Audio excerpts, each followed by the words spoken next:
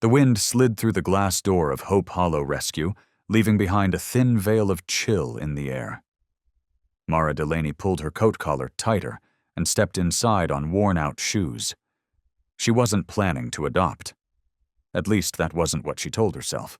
She was just passing by to have a look, the way someone might wander into an old bookstore in winter. Not searching for anything, but never walking out empty-handed. Mara was 44. She lived alone on the outskirts of Ashfield, a town not too far from the city, but never quite close enough for people to drop by unannounced. She was a freelance illustrator, mostly painting children's book covers. But since her mother passed away, the house had become too quiet. And in that silence, she found herself drawing less color, fewer sketches, fewer mornings spent at the window watching the fog drift in. Behind her, the door eased shut. In front of her stretched a long, narrow hallway. Kennels lined both sides, lit by artificial light that flickered on the chipped tile floor. As Mara stepped in, the barking began loud, layered, chaotic.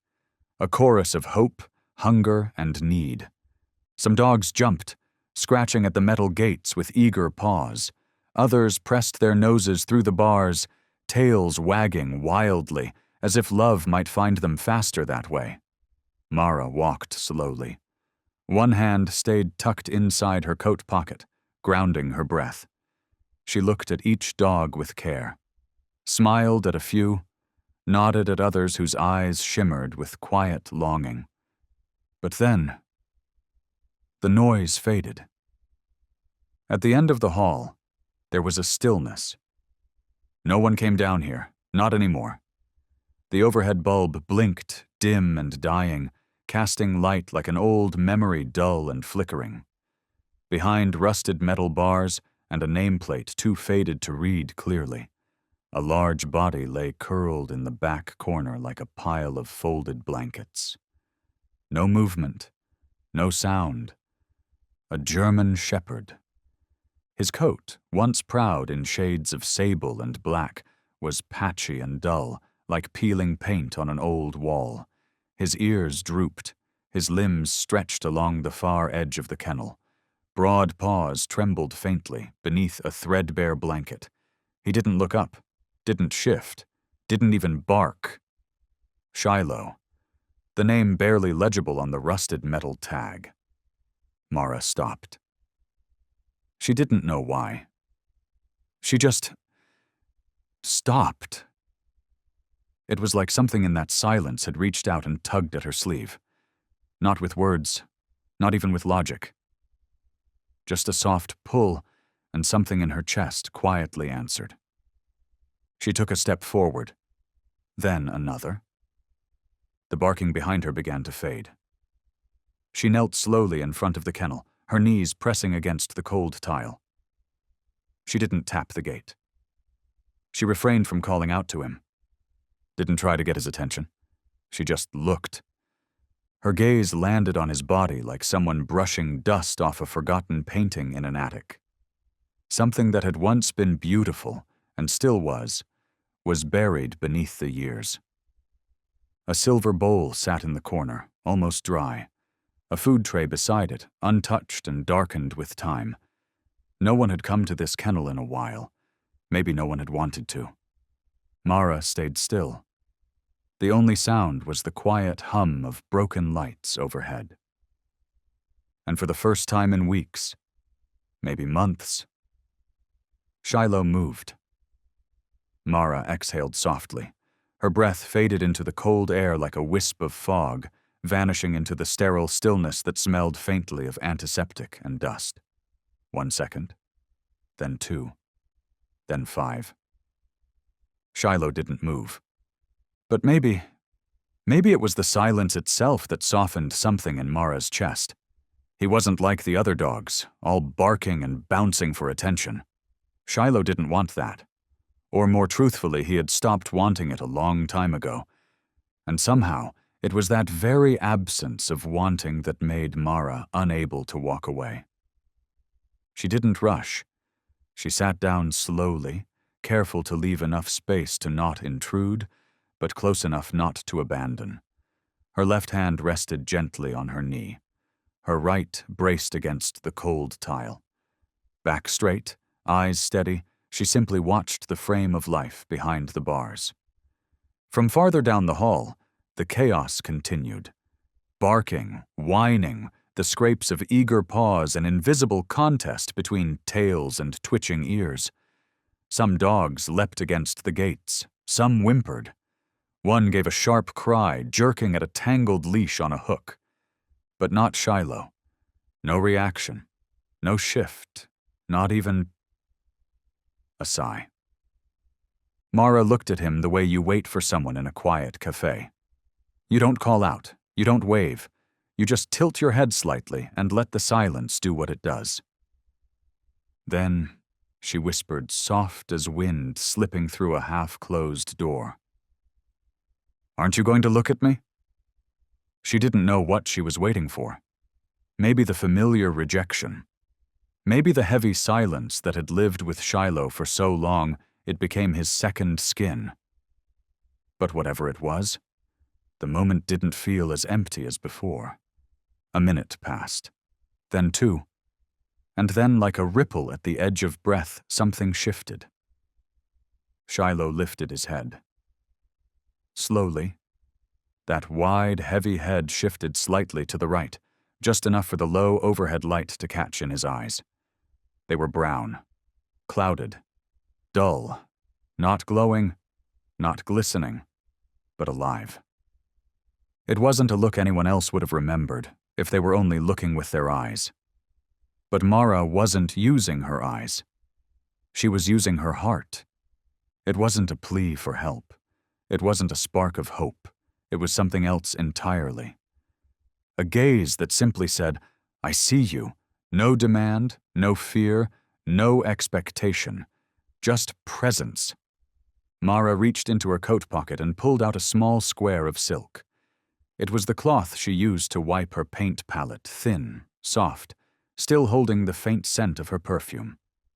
Cinnamon and dried orange peel. She folded it gently and placed it just outside the bars. She didn't push it in. She didn't try to make him notice. It was just there. A quiet offering. Like someone leaving a smile on the table, knowing the other person isn't ready to speak yet, but still choosing to stay. Shiloh didn't move toward her. He stayed exactly where he was, lying still, his head turned just slightly in her direction. But this time, his eyes didn't leave hers.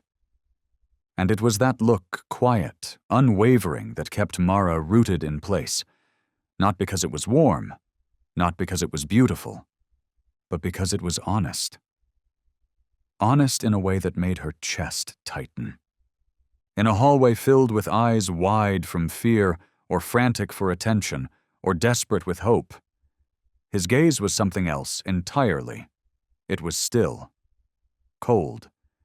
The kind of stillness that only comes after being left behind too many times, when there's simply nothing left to hope for. Mara pressed her hand to the tile. The chill bit into her palm like a thin blade. Still, she said nothing. Her silence wasn't passive now. It had purpose.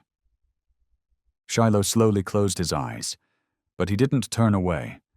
His head remained tilted toward her. Mara bowed her own head slightly and let out a soft laugh.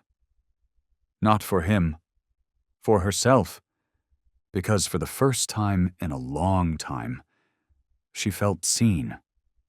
Not by the world, not by friends or clients or the characters in her paintings, but by a soul too tired to pretend who still chose to lift his head and look.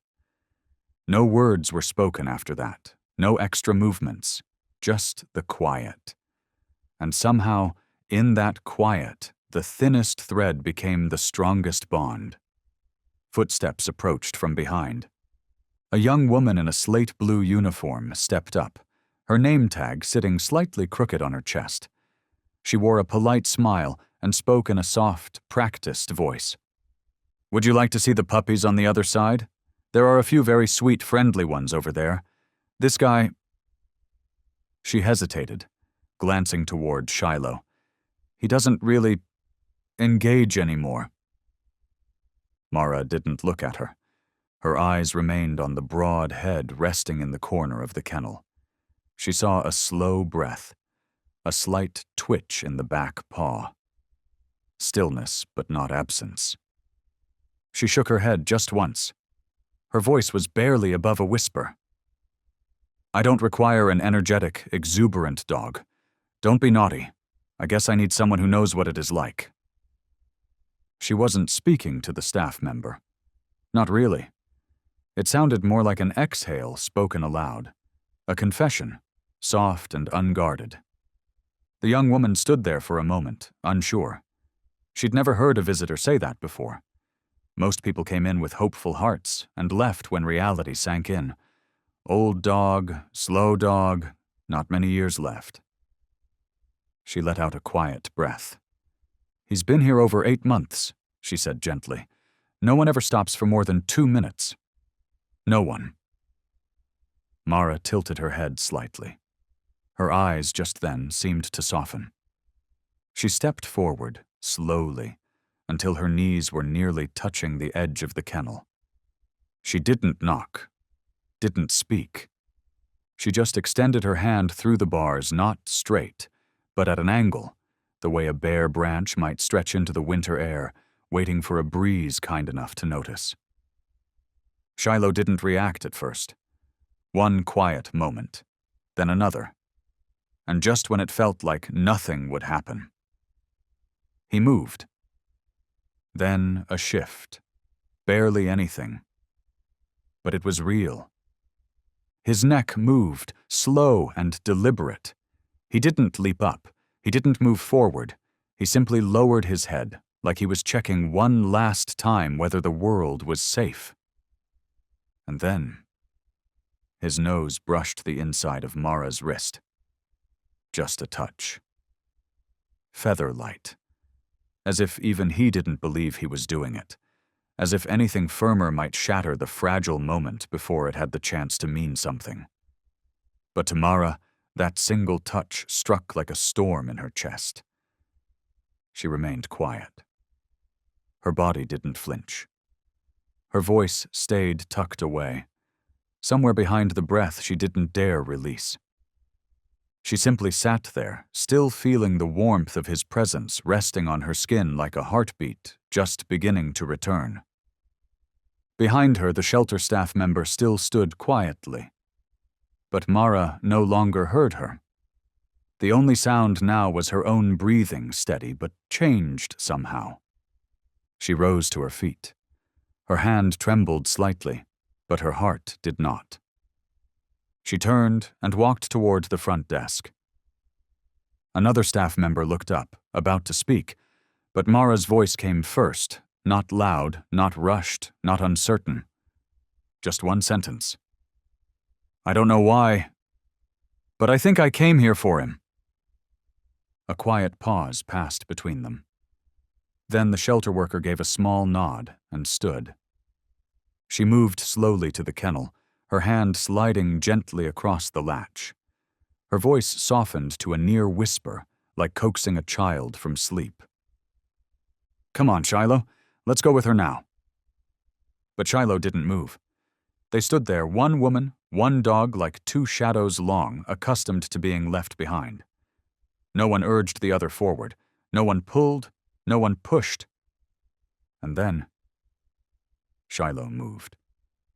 One step, then another. The leash slackened gently. Mara gave it a small tug, not to guide him, but simply to let him know someone was walking with him. And just like that, they left the hallway together. They left behind the place where, for the past 8 months, Shiloh had only been a name on a metal tag. Now, that name had someone to say it. The front desk at Hope Hollow was small and plain, a worn wooden table, a cracked plastic chair patched with clear tape. Mara sat quietly, the leash coiled loosely in her lap.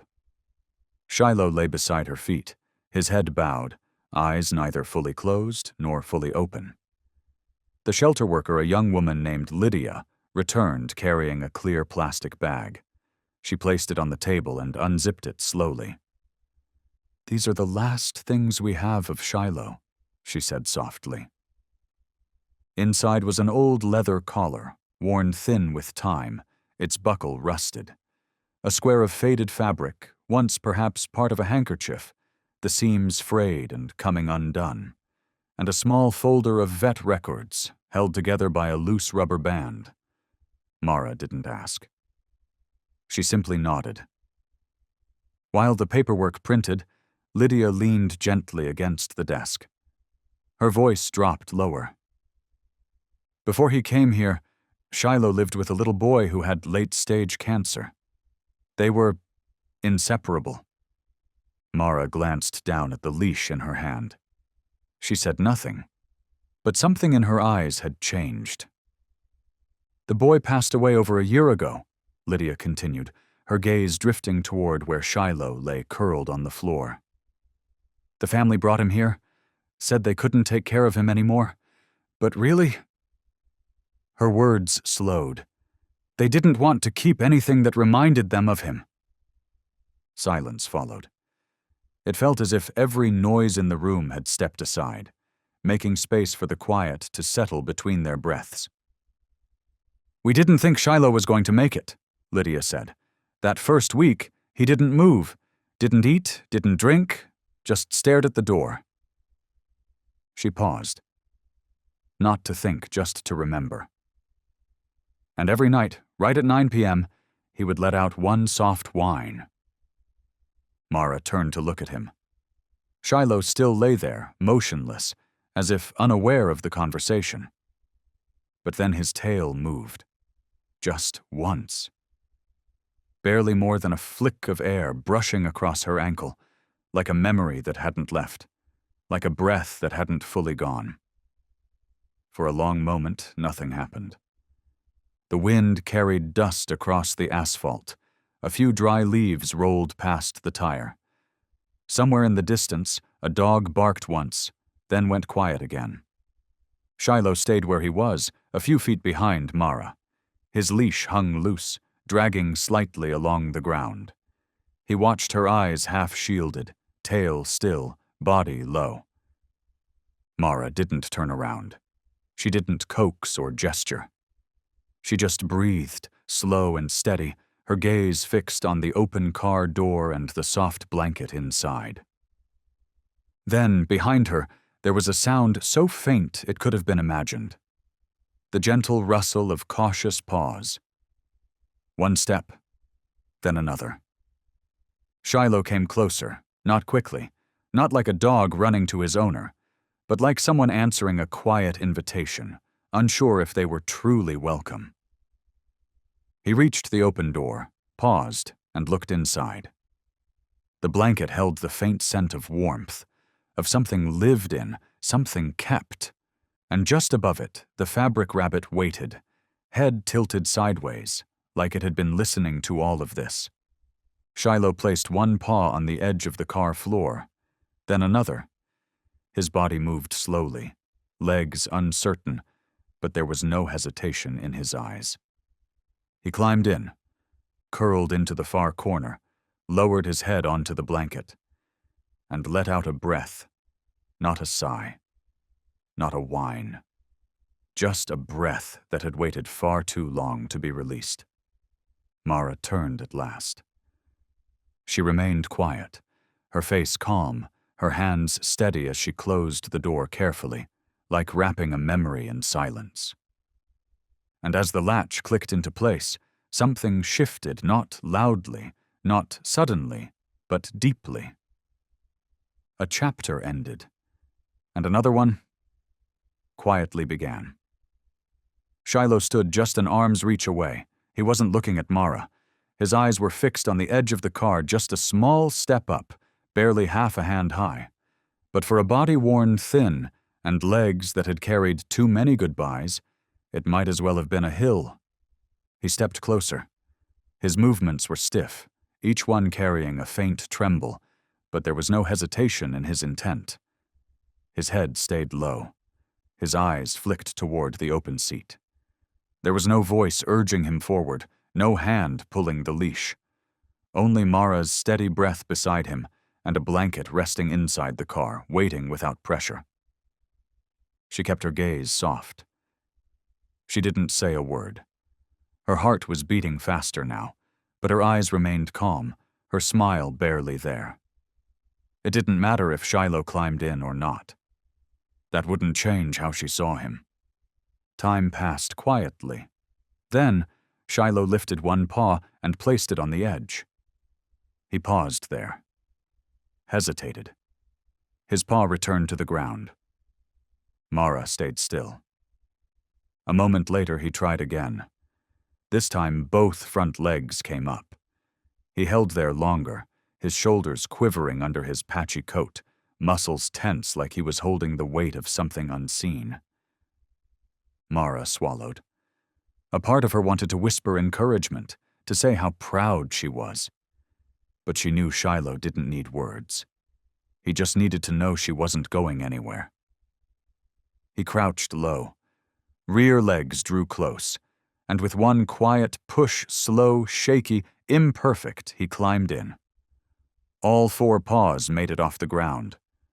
No one clapped, no one cheered. The world didn't stop. But for Mara, something shifted. It was quiet, and it was everything. She reached up and closed the car door. The sound was soft, barely there, but to her it felt like closing a chapter behind them and opening another. A beginning written not in urgency, but in trust. She leaned down and let her fingers rest gently on Shiloh's head. The fur beneath her touch was coarse and weathered, but she no longer pulled away. It felt like the surface of a map, one that carried years of storms, and she wanted to learn how to follow it, inch by inch. "Thank you for trusting me," she whispered. And in that stillness, without movement, without noise, something settled. They weren't strangers anymore, and they weren't alone. Shiloh sat quietly at the doorstep, as if weighing something in silence. Mara didn't push. She opened the wooden door with care and stepped inside first, leaving behind a wide enough space for him to turn around, if that's what he needed. The house greeted them with quiet. No ringing bells, no flickering screens, no voices waiting in the next room. Just the soft sound of wind slipping through the back window, brushing lightly against Mara's rain-damp hair, like a whisper that belonged to no one. The house wasn't new. It wasn't large either. The walls were painted a soft cream, touched by time and sunlight. Sparse paintings hung on the walls, each frame surrounded by more white space than color. The wooden floors were old but clean, their warmth softened by age, and the space itself felt like its owner quiet, careful, and tucked just far enough away to keep old wounds from view. By the fireplace, Mara had already prepared a small corner. A worn cushion lay beneath a soft ash-gray blanket. Beside it sat a bowl of cool water and a dish of gently warmed food. Nothing flashy, nothing forced, just thoughtful, measured care. Like she was welcoming an old guest, someone too tired for noise. Shiloh stepped over the threshold with slow, careful movements. He didn't sniff the air or rush in to explore. He simply placed each paw down with quiet caution, one at a time, on a floor he'd never known. He stopped at the edge of the living room, just far enough to see everything: the fabric chair tucked in the corner, the bookshelf along the wall, the tilted easel near the wide window. He didn't go any farther. Instead, he lowered himself to the floor. Not in rest, just enough to watch. Mara hung her keys on the hook, slipped off her coat, and walked straight to the kitchen. She didn't look back, didn't speak. She placed the kettle on the stove and slowly filled the thermos. Every motion was calm, as if she were the only one home. That afternoon, Mara ate alone. A quiet lunch, just a bowl of warm soup and a few slices of toasted bread. Shiloh didn't come close, but his eyes followed her movements, not for the food, but for the silence she carried. Neither of them knew how to close the distance between them. Still, it felt like both were listening. Later, Mara opened the large window in her art room. Golden light poured over the sketchbooks and colored pencils scattered across the desk, casting soft shadows over an unfinished canvas. She sat in her usual wooden chair and picked up a pencil, drawing slowly not any specific shape, just soft, layered lines. Like she was trying to find her breath again. Shiloh stayed at the doorway, still, watching. By evening, Mara curled up in her reading chair. The spine of her book was worn, the corners bent from years of use. A desk lamp cast light across her shoulder, stretching her shadow along the wooden floor. Shiloh hadn't moved. His body remained curled in a quiet arc, not from comfort, but instinct. Yet his ears no longer drooped. They tilted ever so slightly with the sound of each turning page. Mara didn't keep a journal. But that night, after the lights were off, she opened an old leather notebook. The pages inside were untouched, still blank and waiting. On the first page, in her steady handwriting, she wrote, "Day 1, Shiloh watched me eat breakfast." No expectations, no backstory, just a note. A record of something small but real. A day when neither of them walked away. The next morning, the skies remained gray, but the wind had softened. Mara didn't turn on any music. The television stayed off. The house held onto its stillness, as if protecting something fragile. By the fireplace, the water bowl had been refilled, and the food warmed again. Everything in place. Mara didn't call out. She sat quietly on the sofa, a book open in her lap, though she wasn't really reading. Her eyes drifted toward Shiloh, not directly, but just enough to let him know. She saw him. And sometimes, that was enough. Shiloh remained beside her, still and calm, as if the simple weight of his presence was enough. The room, touched only by the soft flicker of firelight, seemed to exhale with them. Mara didn't move. She let the silence settle between them like a shared breath. It wasn't about comfort. It wasn't about ownership. It was simply about being here, now, with someone who no longer asked for anything but didn't walk away either. Outside, the wind swept dry leaves across the porch, scratching faintly against the door. But inside, nothing stirred. By the 5th morning, light crept through the thin curtains in narrow streaks, brushing gently over the wooden floorboards. Mara stirred under her blanket. She didn't check the clock. She didn't rush to her feet. She just opened her eyes and stayed still, listening. There was no barking, no padding of paws. But when she sat up slowly, she saw Shiloh already awake, already watching lying across the room with his chin resting on his front paws. Their eyes met. Neither looked away. Mara stood, wrapped the blanket over her shoulders, and moved toward the kitchen. She poured herself a glass of water, set down a bowl for Shiloh, and then leaned against the counter. No commands. No hand gestures. Just a quiet morning shared between two souls, used to waking up alone. Shiloh approached a few minutes later, not because he was called, but because he chose to. He drank from the bowl with measured sips, then lay down by the fridge, where the morning light was warmest on the floor. That day, Mara didn't pick up her pencil. She didn't open her book. She just sat cross-legged on the living room rug, her back against the couch, sipping tea and watching the light move slowly across the wall. And Shiloh, from just a few feet away, closed his eyes and slept. It was not yet trust, but it was no longer distance, just one peaceful gaze and the quiet sense that someone was truly walking beside you. From that moment on, Mara was no longer a woman living alone in a silent house. and Shiloh was no longer the dog nobody wanted. The morning light in Ashfield was pale, its fog soft as white voile wrapped gently around the trees. Mara stepped out with a thick coat draped over her shoulders and a wool scarf around her neck. Shiloh walked beside her.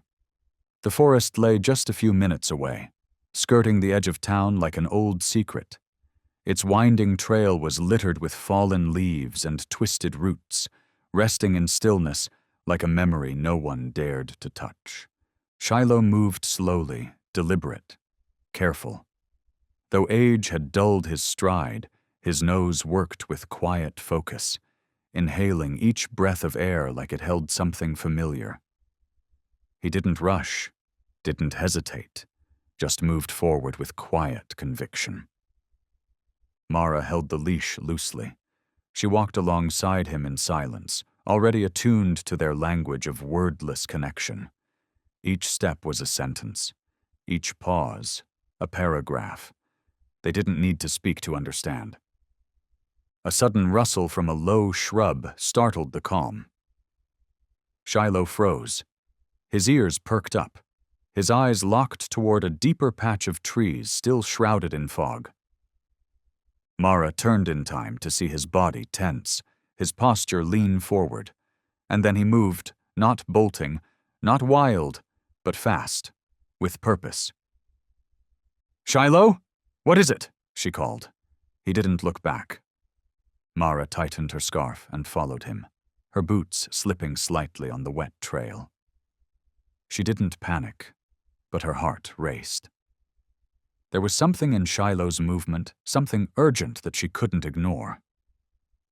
They curved through 3 bends in the trail, then passed through tall, damp ferns that brushed against her knees. Mara stopped when she saw him. Shiloh stood just beyond a thicket. Still. Focused. And in the middle of the brush, curled into herself like a question waiting to be answered, was a little girl. No older than 5. Her coat was stained with mud, her hair clung to her cheeks in matted strands. She clutched a filthy teddy bear to her chest, eyes wide and filled with a fear too big for someone so small. Shiloh didn't move closer. He stood a few feet away, calm and patient. Then he barked. Once. Pause. Again. Another pause. A third time clear, rounded, and steady, echoing through the fog like a signal meant for someone who might be listening. Mara covered her mouth. No one had trained him to do this. No command had been given. Yet somehow, Shiloh knew. That bark wasn't loud enough to frighten. It was just enough to call for help. Just enough to be heard by the one who needed it most. Mara stepped forward gently and knelt beside Shiloh. Her voice was soft, steady. "Sweetheart, it's okay. I'm a friend of this dog. You're safe now." The little girl pulled herself in tighter, then gave a small nod. Her lips moved, trying to form a word, but no sound came. The stuffed bear in her arms was missing one eye, the remaining ear dangled by a thread, barely holding on. Mara reached for her phone and called the local rescue team. Within minutes, footsteps echoed through the woods, but Shiloh didn't move. He stayed where he was, still as stone, eyes fixed on the girl, not growling, not pacing, just being there, his presence a quiet shield. An hour later, as the emergency responders wrapped the girl in a warm blanket and carried her toward the waiting vehicle, one of them bent down and gently ran a hand down Shiloh's back. "This one. Did he used to work search and rescue?" the man asked. 3 barks. Perfect spacing. That's a textbook emergency signal. Mara didn't answer. She just looked at Shiloh. And something swelled inside her, a blend of awe and something even deeper. Gratitude, maybe. Shiloh glanced back at her. He didn't bark, didn't lower his head. He just gave his tail the softest wag. Barely a flick, but so real. The next morning, Wind chimes whispered softly on the porch as Mara opened the door to retrieve the day's paper. It had landed neatly on the front step. She reached down, expecting the usual, but stopped when her eyes caught the headline stretched across the front page. Bold letters, right at the top. Aging hero saves lost Ashfield girl. Just beneath it was a black and white photo. Shiloh and Mara, standing at the edge of the woods. Shiloh's gaze wasn't directed at the camera. It was tilted upward, focused on something unseen, something distant, serene, as though he were thinking of a place far beyond. The article was short, but every word carried weight. A German shepherd described as elderly and slowed with age located a missing girl deep within the Ashfield woods. Without creating panic, the dog barked 3 times, clear, calm, spaced evenly, allowing search teams to find her swiftly. Residents later recognized the dog as the former therapy companion of a young cancer patient, once seen during treatment visits at Ashfield Church. The boy may be gone, but somehow, the loyalty stayed. Mara paused, her fingers pressed lightly against the back of Shiloh's neck, where he lay curled beside the window. She didn't speak. She didn't need to.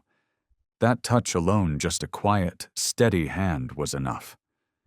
A soft knock at the memory. Shiloh didn't stir.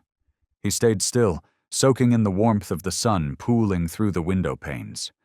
But as Mara slowly folded the paper and set it aside, Shiloh shifted his eyes toward her and blinked. Slowly, as if to say, "I remember too." Later that afternoon, while Mara was pouring tea in the kitchen, someone knocked on the door. A mail carrier stood at the porch, holding out a thick envelope with slightly bent corners. Across the front, written in neat, slanted print, clearly a child's hand, were the words, "To the kind lady and the brave dog." Inside was a handmade card. The background was a soft blue, scattered with wildflowers, and in the center, a brown dog drawn with crayon uneven, a little messy, but full of care. Beneath the crayon drawing, the letters were careful and wobbly, like each one was chosen with both effort and care. "My name is Ella. Thank you for finding me. I made this for your dog. Mommy says he has kind eyes." Mara ran her fingers gently over the drawing. It wasn't the technique that moved her. It was the way the eyes were drawn just a little too big for the shape of the dog's face, as if the child believed those eyes had the power to protect someone. She stood up and walked over to Shiloh. Kneeling beside his bed, she placed the drawing just beside his old cushion and whispered, "You got a compliment, you know. Real heroes don't always need to roar." Shiloh didn't move, but his tail tapped softly once against the wooden floor. A quiet response. Just enough. That night, as Mara unhooked the leash to hang it by the door, something caught her eye. Something she had seen before but never really noticed. On the inside of Shiloh's worn collar, tucked beneath the cracked leather and years of dust, was a small photograph. It was faded, the edges curled, like it had traveled through time more than through space. She carefully slid it out. A boy, no more than 10, his head bald, his arms looped around Shiloh's neck. Both of them were laughing, not just smiling, but laughing, with a light so pure it almost stung to look at. On the back, in shaky blue ink, were the words, "We're warriors, right? Noah, 3 weeks before he passed." Mara held the photo in her palm, staring as if time had been paused just for this. A dog who didn't bark loud, a woman who didn't ask questions, a memory that never shouted. And yet all of it still lived, still breathed, like a promise quietly kept. Later that evening, with only the soft amber glow of a single kitchen light keeping the shadows at bay, Mara sat cross-legged beside Shiloh's bed. She unbuckled the old collar intending to clean it one last time and replace it with the new one she had ordered that morning. The new collar wasn't much different brown leather, hand-stitched but softer, gentler on Shiloh's fur as he moved. But as she reached the lining of the old one, her hand paused. There, sewn into the inside seam, was a strip of plastic nearly translucent with age. One end had started to fray. Mara carefully snipped the thread. Inside was a second photograph. Even smaller than the first, it was barely the size of her palm, but perfectly preserved beneath the faded film. It was Noah again, that same beaming face, that same radiant joy. He had one arm wrapped tightly around Shiloh's neck and the other raised in a triumphant fist, like a boy who had just conquered something only he could see. Shiloh, in that photo, was younger too. His ears stood tall, his eyes shimmered with life, untouched by grief. Mara didn't speak. She didn't need to. She just looked, long and still. Because even without a name, even without a backstory, she understood now. She saw it clearly in Shiloh's eyes today. The whole story was already there. All she had to do was stay beside it. She leaned forward and gently placed the photograph in the open curve of Shiloh's front paw, his leg stretched out, muscles flickering slightly with each breath.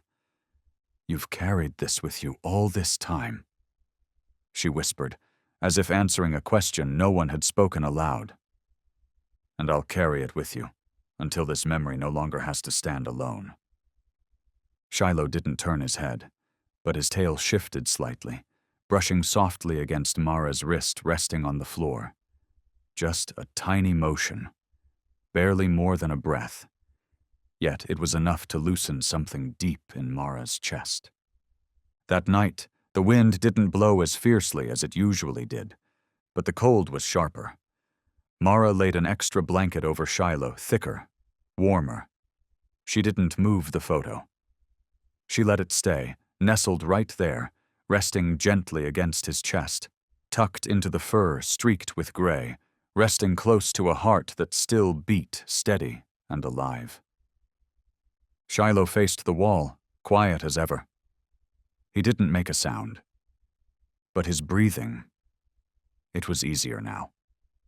Slower, steadier. And in that room, no television, no music humming in the background. There were only two sounds: the soft creak of wood shrinking in the cold, and the slow scratch of Mara's pen as she wrote into the album that had become her quiet ritual. Day 18. Some memories don't need words to stay. Mara pulled her coat tighter around Shiloh, shielding him with the thin fabric. "Let's go home," she said softly but urgently. Shiloh didn't run. He never did. But today his steps were slower than usual. He hesitated, pulling back slightly, letting the coat cover more of his hunched back. The rain grew heavier by the minute. The walk home was short, but it felt longer than usual. Mara guided Shiloh through familiar turns, where old paw prints still pressed into the damp earth. When they reached the gate, Mara hurried inside. The wooden floor was wet with rain dripping from her coat. Shiloh climbed a step and then stopped. "Come on," Mara said gently, turning back with her usual soft tone. But Shiloh didn't move. He stood there, drenched, his back slightly bowed, breathing shallow. Then, before Mara could fully react, Shiloh collapsed. A soft thud echoed like a heartbeat breaking. Mara rushed to him, wrapping her arms around his neck. She felt his rapid breaths, his uneven heartbeat. Her hands trembled. She rested her head on Shiloh's back, whispering, "It's okay. It's okay." But her palms were cold. Shiloh's breathing grew shorter with every passing second. Her hands shaking, Mara pulled out her phone and dialed the vet at Hope Hollow. "Shiloh's collapsed. He's not breathing properly. Please, help!" The voice on the other end told her to bring him immediately to the emergency clinic in town. Mara wrapped Shiloh in her coat and lifted half of his body onto the back seat. The rain kept falling. On the drive, she stayed silent. Her hand rested gently on Shiloh's head, pressed against the back of the seat, silently praying every breath would hold on just a little longer.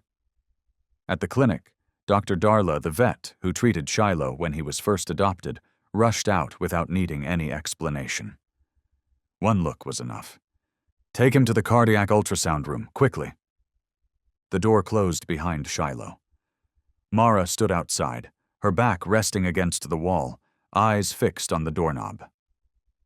15 minutes later, Darla returned, holding the test results. Her face revealed a sadness she could no longer hide. "DCM," she said softly. "Dilated cardiomyopathy. End stage." Mara froze. She had never heard the term before, but looking into Darla's eyes, she knew the worst was coming. "No chance of recovery?" Her voice was hoarse. "We will focus on symptom management, pain relief, circulatory support. But he may only have a few months left." Mara nodded, but her eyes didn't shed tears. She stepped inside the room. Shiloh lay there, eyes half closed, breathing steady as if just resting after exhaustion. Mara sat beside him without touching. She opened her phone and silently typed a note in her album app. "Day 93. Shiloh struggles to breathe, but still looks at me with those old eyes." The room was bright white, filled with the sterile scent of antiseptic. The ultrasound machine hummed softly, emitting strange sounds. On the exam table, Shiloh lay still, eyes closed, his wet fur not yet dry.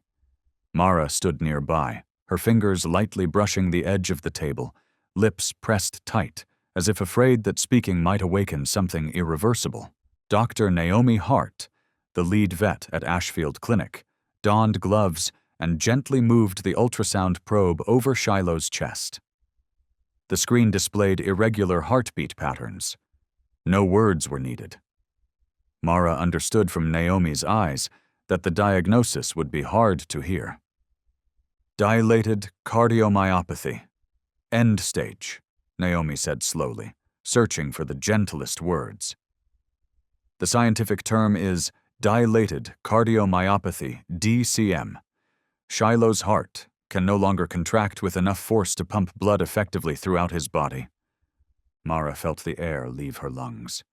She stood tall, but inside she was hollow. "Is there no way to fix it?" Her voice was small, hoarse, barely a whisper from a throat that felt dry. Naomi shook her head. "It's too late for this case. Heart surgery isn't an option for older dogs with his health history. A heart transplant is not feasible. What we can do now is supportive care." She pulled a chair next to Mara and placed the printed results on the table. The black and white images of Shiloh's enlarged heart, thinning walls, and irregular rhythm were clear, undeniable. Diuretics to reduce fluid buildup, cardiac support medications to help the heart contract, a low-sodium diet supplemented with omega-3 and taurine, but even with the best response, it will likely only extend his life by a few months. "A few months?" Mara repeated, her eyes fixed blankly into space. "Yes," Naomi nodded gently. "It could be 3 months, maybe just 1. We'll send him home tonight. I'll prescribe all the necessary medication." Shiloh shifted slightly, as if he understood. Mara bent down, placing her hand softly on his chest, the place that once rumbled with warm growls, the place that once held a boy in an invisible embrace. She didn't cry. But when she stepped into the hallway, when Naomi turned her back to prepare the prescriptions, and the door closed behind her, Mara sank down, her back against the cold wall, her hair still damp from the rain. Everything was silent. Only the ticking of a clock filled the space, and a phrase repeated in her mind like a steady tap on an imagined table. "We just found each other." She rested her head against the wall, her fingers tightening around the leash, soft, gentle, yet feeling heavier than 100 weights. Inside the room, Shiloh lay still, his eyes half open, ears twitching, seeming to listen to every footstep, every quiet sigh buried deep in the chest of the woman who had chosen him among all the forgotten dogs. For the first time, Mara felt time as an enemy, not because it moved slowly, but because it flowed toward goodbye page by page, day by day, moment by moment, irreversible. Night had fallen. The wind slipped through the cracks of the old windows, carrying the scent of damp grass and the quiet sounds of Ashfield settling into sleep. In the small room lit only by a dim desk lamp, Mara sat alone by the wooden table near the window. In front of her lay a white album, a thick stack of paper with each page holding a day, a moment. She opened to page 93. Her pen hesitated. Her hand trembled softly. But still Mara wrote, "Day 93. Each shallow breath he takes pulls at my soul, but those eyes, those same old eyes, still look to me for hope I'm struggling to hold." Her handwriting was uneven. Ink smudged in places where her hand brushed lightly, but Mara didn't fix it. She knew pain rarely flows in straight lines. Beside the words was a photo she had just developed that afternoon. Shiloh lying on his side on the cushion, one front leg resting over a soft pillow, eyes squinting but still shining. Not as bright as before, but there was something in that gaze calm, enduring, quietly accepting that reminded her of their first meeting at the shelter. Mara placed the photo carefully, smoothing each edge as if afraid to tear something more fragile than a memory. Soft music filled the room, a gentle, wordless piano piece she often played while painting. The notes fell lightly on the wooden floor, then faded into the dark, like tears that could not find a voice. Shiloh lay near the fireplace corner. He was not asleep. His ears twitched. His eyes still followed Mara, heavy-lidded from the medication, but watching nonetheless. Mara moved closer and sat down beside Shiloh. Her hand traced slowly along his spine, where each bone now stood out sharply. Gone was the firm muscle he once carried, gone the fullness he showed when they first came home. Only soft skin rose and fell with each breath, breaths growing slower, further apart. She didn't cry, but inside her heart softened like water. Not from Shiloh's pain, but from the heavy weight of helplessness that grew with every passing day. The pain wasn't from loss itself. It came from knowing that loss was near, and there was nothing she could do to stop it. She whispered, as if speaking a prayer without needing an answer. "As long as Shiloh doesn't suffer too much, as long as we still see each other every morning, then even one more day is a gift." Outside, the wind stirred the pine branches. Inside, the slow rhythm of her heartbeat blended with music, a quiet harmony between two souls who had learned to love not through grand gestures, but through the smallest things. Since hearing the news, Mara no longer set an alarm. She woke early not to rush, but to hold on to a few more minutes with Shiloh. The small kitchen, once filled only with coffee and toast, now carried the scent of boiled chicken, steamed pumpkin, and freshly made pâté from a recipe she found online. Mara cooked quietly, carefully. No noise, no rush, just the soft sound of a knife slicing through vegetables and a spoon gently tapping the porcelain bowl. Shiloh lay near the kitchen door, not to beg, but out of habit, a new routine. Occasionally, he glanced up those old brown eyes no longer sharp with youth, but still holding a gentle strength, as if standing guard. When Mara caught his gaze and smiled softly, Shiloh blinked slowly in return, a silent message. "I'm still here." Their meals were divided into small portions. Mara learned how to wrap his diuretic pills in soft pâté so Shiloh wouldn't notice.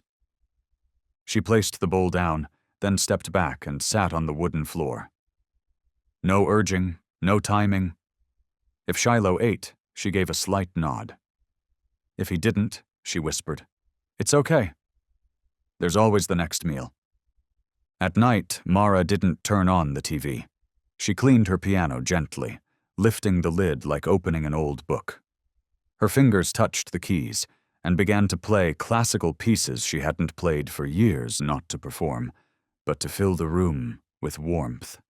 Shiloh lay quietly at her feet, head resting on a hand-knitted rug Mara made back when she was studying art. He didn't move or bark.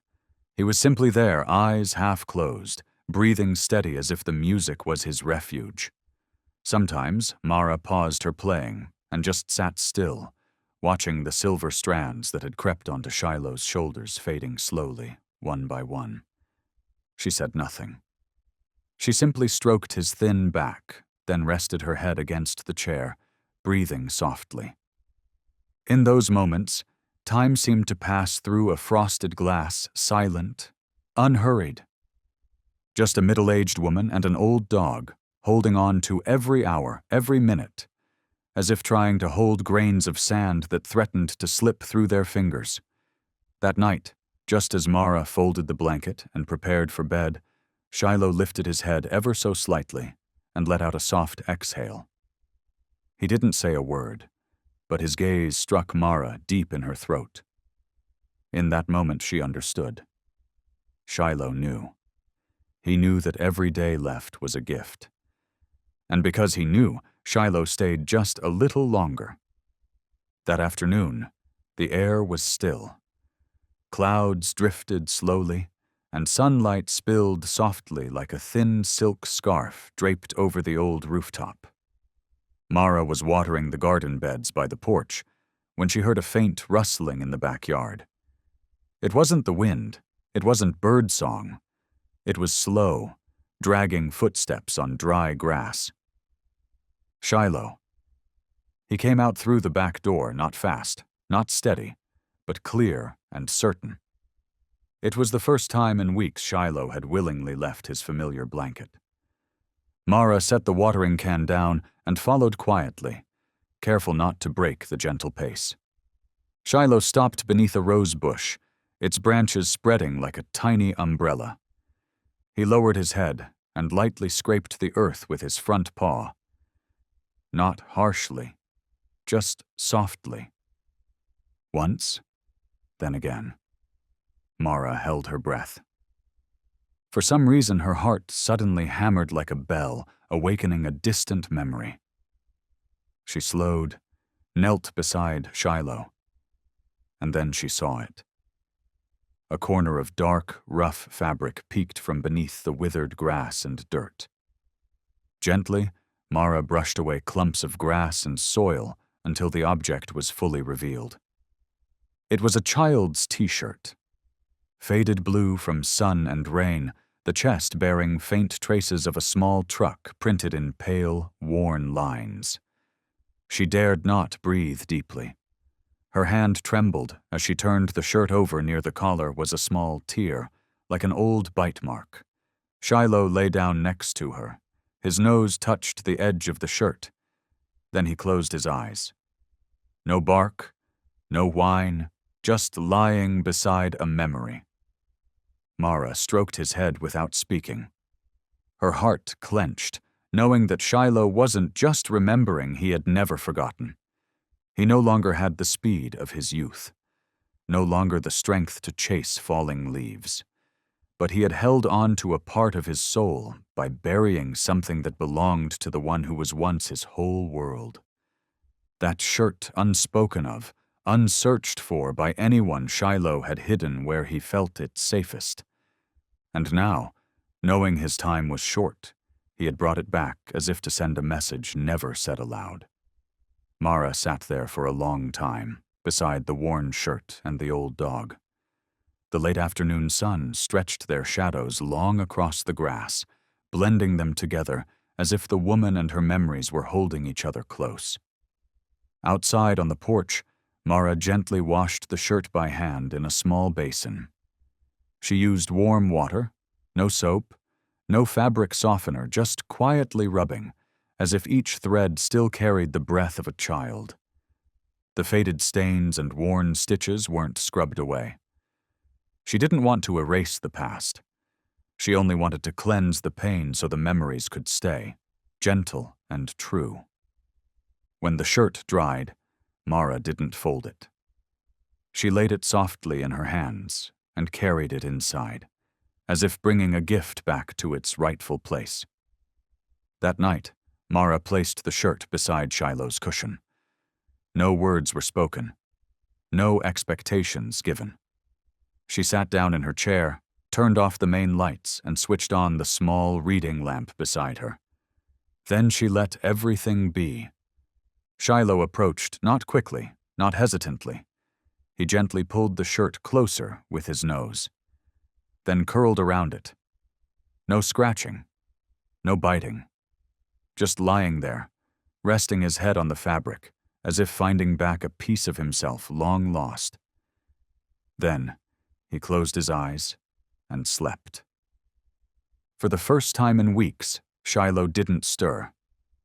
Mara remained still. No camera, no phone. She didn't want to capture the moment through a lens, because some things, if held too tightly in pictures, lose their sacredness. Some moments should be kept only in the heart, whole, warm, and quiet. She quietly opened her album and turned to the next page. Her hand trembled slightly, but she wrote short and steady carving into her memory. Day 178. Shiloh slept with the nameless shirt. No photo, no notes, just those words, enough to make the page pulse, as if holding someone's heartbeat. In the small room, the fire crackled softly, and steady breaths rose and fell through the night. Mara looked toward the cushion where a dog slept peacefully, wrapped in a memory. And for the first time, she wasn't afraid of the morning. Ashfield welcomed snow earlier than usual this year. On the first morning of December, the snow blanketed the doorstep and covered the backyard like a cold, white bedspread. The window panes fogged with frost. Outside, everything quieted, even the wind softened, as if winter hadn't come to frighten, but simply to remind someone to prepare. Mara opened the living room window. A rush of cold air swept inside, carrying a thin veil of moisture. She said nothing. She simply laid an extra rug on the floor and then moved closer to Shiloh. Shiloh lay still from early morning. He could no longer stand. It wasn't exhaustion exactly, but his body was beginning to slip away from what was familiar. His hind legs seemed numb.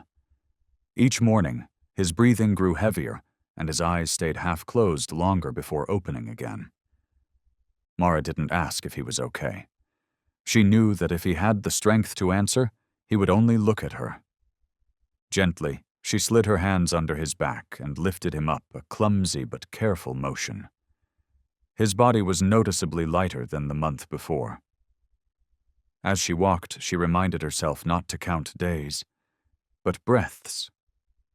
By the fireplace, she had already prepared a soft, thick cushion, layered with 2 thin blankets and a folded wool scarf. She laid Shiloh down slowly, adjusting him so he wouldn't have to strain. He breathed deeply once, then rested his head on the blankets. The firelight flickered over his warm brown eyes, casting a glow both tender and fragile. That night, like many before, Mara sat quietly beside him with an old book. Not a thriller or a medical text, but a faded children's storybook, one she once read to patients during therapy sessions. She didn't read aloud. Her voice was a whisper, each word flowing slowly like breath, fragile and breaking at the pauses. After finishing a chapter, Mara dipped a cloth into warm water, wrung it out, and gently wiped between Shiloh's paws from the claws to the pads. She did this every night not to clean, but to touch, to know he was still there even if just a little. Shiloh didn't react, but he didn't pull his paws away or turn from her either. For Mara, that was a silent agreement. The small house no longer needed sound to feel alive.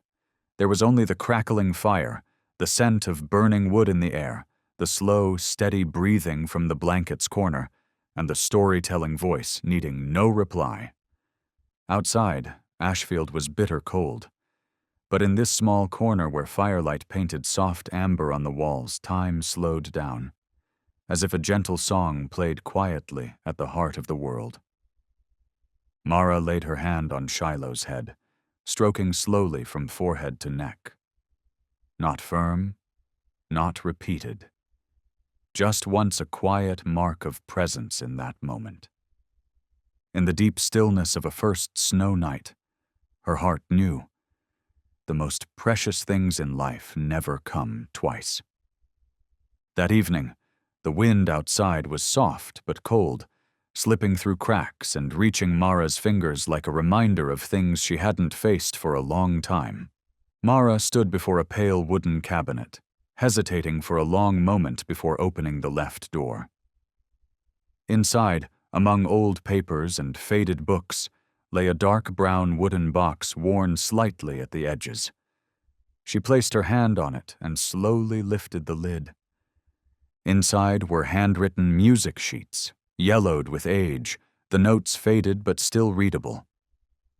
They were songs she had once played with her mother quiet afternoons before everything fell apart. Mara, she hadn't touched that box for 2 years, ever since her mother passed. Not because she forgot, but because she lacked the courage. Shiloh lay quietly by the fireplace, his head resting on the blanket. His posture was the same as yesterday, but his eyes followed Mara's every move. She said nothing. She simply held the music sheets close and walked over to the old piano tucked against the wall. The piano was worn, its surface cracked, the lid long unopened. Mara sat down, took a deep breath, and lifted the lid. The smell of aged wood and dust filled the air. She placed the sheet music on the stand, her hand trembling slightly as it touched the first key, a low C.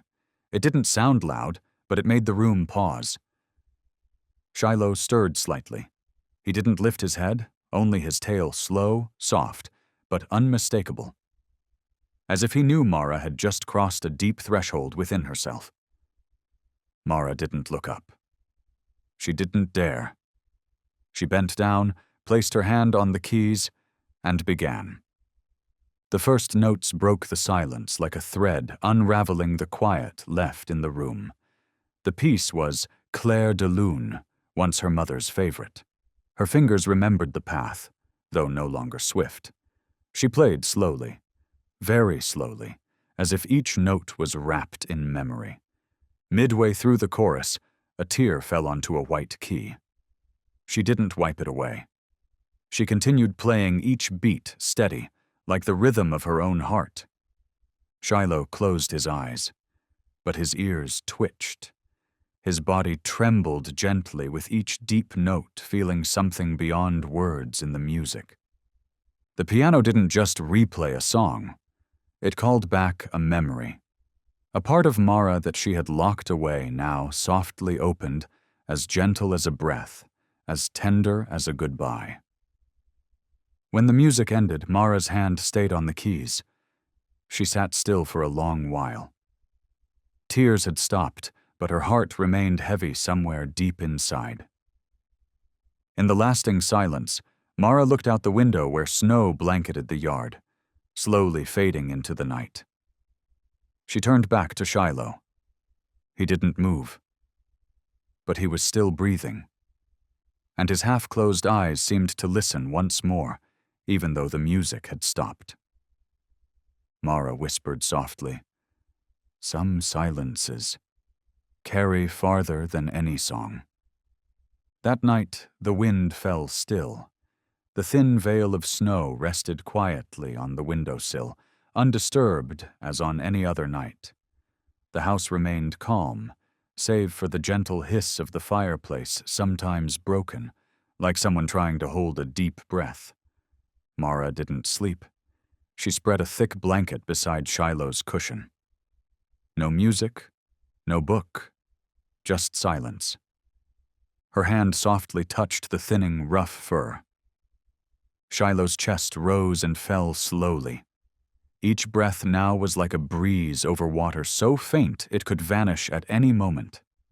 His eyes closed, not to sleep, but as if holding on to his last bit of strength not to scare Mara. Mara's hand rested gently on Shiloh's shoulder, stroking down his spine like she had every night before. But tonight, her fingers paused midway. She leaned in close, pressing her cheek softly against his ear, and whispered, "If you go before me, please wait for me by the Rainbow Bridge, okay?" She didn't expect a reply. But Shiloh let out a quiet breath. So soft it felt like a nod in a dream. Mara bowed her head against his shoulder. Outside, the wind whispered through the cracks in the curtains. In the dim glow of the fireplace, everything softened and faded, time seeming to pause just for this moment. She didn't cry. Not because the pain wasn't there, but because tears no longer held the words that needed saying. That message now carried only in whispered breaths, shared silence, and gentle presence. Shiloh didn't move, but he was still there, like a last note of music lingering before fading into love. Mara pulled the blanket up to her chest and curled closer.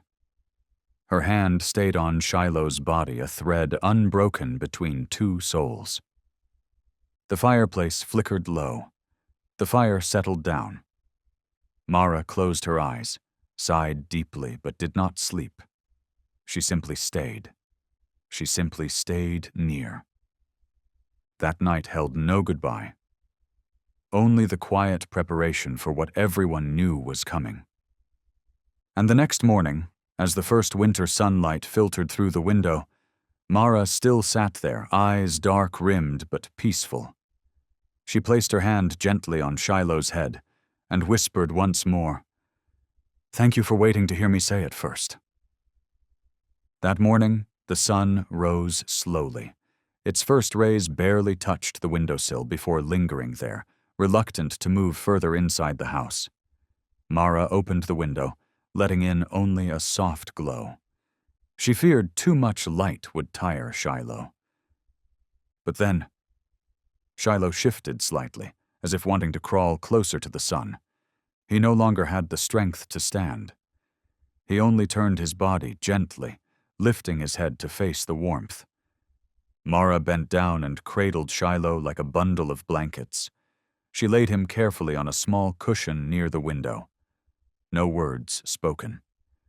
She softly drew back the curtain, allowing just enough sunlight to fall across his back.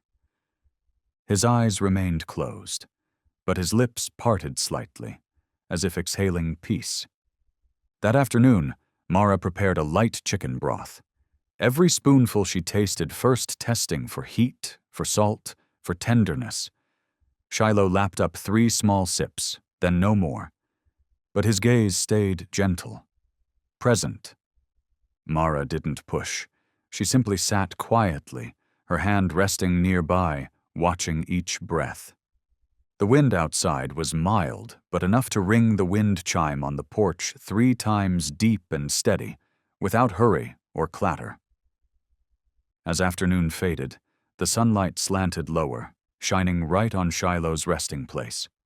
His back warmed by the light, his eyelids closed but head tilted just slightly toward Mara. Mara smiled softly. That night she opened her white album to page 312. Her hand was steady but slow, as if she were trying to carve each word carefully, beautifully. Day 312. Shiloh ate 3 pieces of chicken, then lay basking in the sun. It wasn't much, not a grand moment, but for Mara, it was the last time Shiloh responded to food, the last time he wanted sunlight, the last time he wanted to be here. She glued a photo beneath the line, a snapshot taken with a simple film camera. Not perfectly framed, but capturing a rare moment. Shiloh lying on his side, mouth slightly open, eyes half closed. Sunlight fell on his silvered fur like a thin blanket woven from light. In the lower right corner of the photo, Mara pressed a small red maple leaf, pressed that very morning. The leaf was small, its edges slightly torn, but still burning bright like fresh blood, like a final period to a silent sentence. She wrote no more. The next page remained blank. Not because there was nothing left to say, but because some things, once written, might shatter the beauty already there.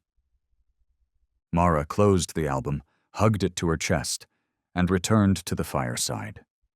Shiloh still lay there, eyes closed. But it seemed as if he was smiling in his dreams. The next morning, snow fell again. Not as thick as before, just scattered flakes that made the porch look grayer, quieter. Mara brewed a warm cup of tea, no coffee today. She didn't want her heart to race. Shiloh lay on the old cushion by the window. He no longer stirred when Mara approached, but his eyes still open watched her every slow step, as if wanting to know, where is she going? What is she doing? Is she still here? Mara sat down on the wooden floor beside him. Her hand found his neck, stroking gently along a familiar path from behind his ear down to his shoulder. His skin was wrinkled now, his fur thinner, and the bones beneath those patches of skin made her hand freeze, caught off guard by the fragility. She stood and took the album again. Opened to page 313. Her pen touched the paper, and then stopped. She stared at the blank page. A truly blank page, no words, no marks, no shadows pressed through from the previous one. She didn't know what to write. It wasn't because nothing was happening. It was because nothing felt light enough to write down without breaking into tears, and nothing felt heavy enough to face with readiness. Shiloh hadn't eaten since yesterday. He no longer stretched his neck out, no longer shifted closer like he used to, but he still stole glances every time Mara passed by. He was still present, but like a faint light, just enough to remind her that darkness was drawing near. Mara left the album open, resting in her hands, page 313 still blank, a white space between two sentences, a silent pause between two chapters of life. She didn't close it, didn't put it away. She placed it on the wooden table by Shiloh's head, as if to show him she was still writing, even if today no words came. That afternoon, when the sunlight no longer reached inside the house, Mara sat quietly on the doorstep. The wind outside rolled a small, round yellow leaf across the porch. She watched it, neither reaching out nor brushing it away. Just watching, like Shiloh watched her from beneath that silent blanket. When she turned back, her eyes met Shiloh's. The same eyes, deep, still, and knowing.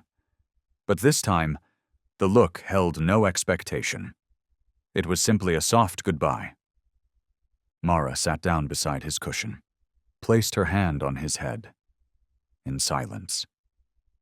Because some days the blank page is the fullest story one can leave behind. The morning after the blank page, Mara sat long by the window. She did nothing, only looked out at the backyard where the rose bush stood, the one Shiloh had once dug up, carrying back a fragment of memory. The wind stirred the branches gently. A few tiny white daisy petals drifted down onto the stone porch, resting quietly as if not to disturb the earth. Mara stepped outside.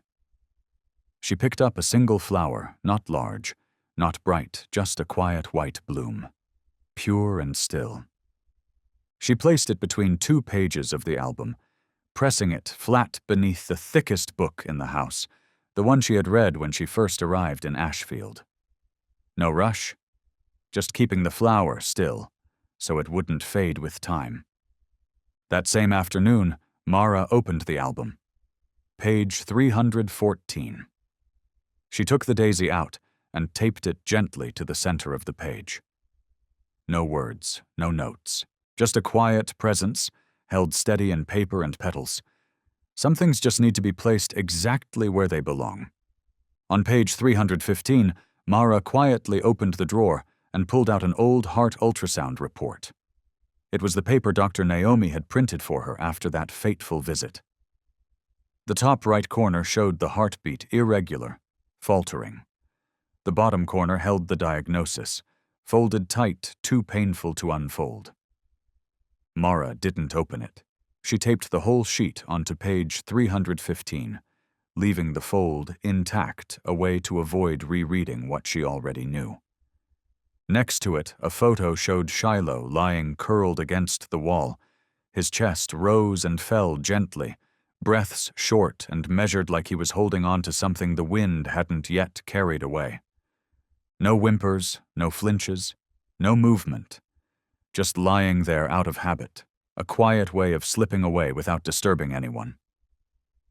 Mara didn't cry.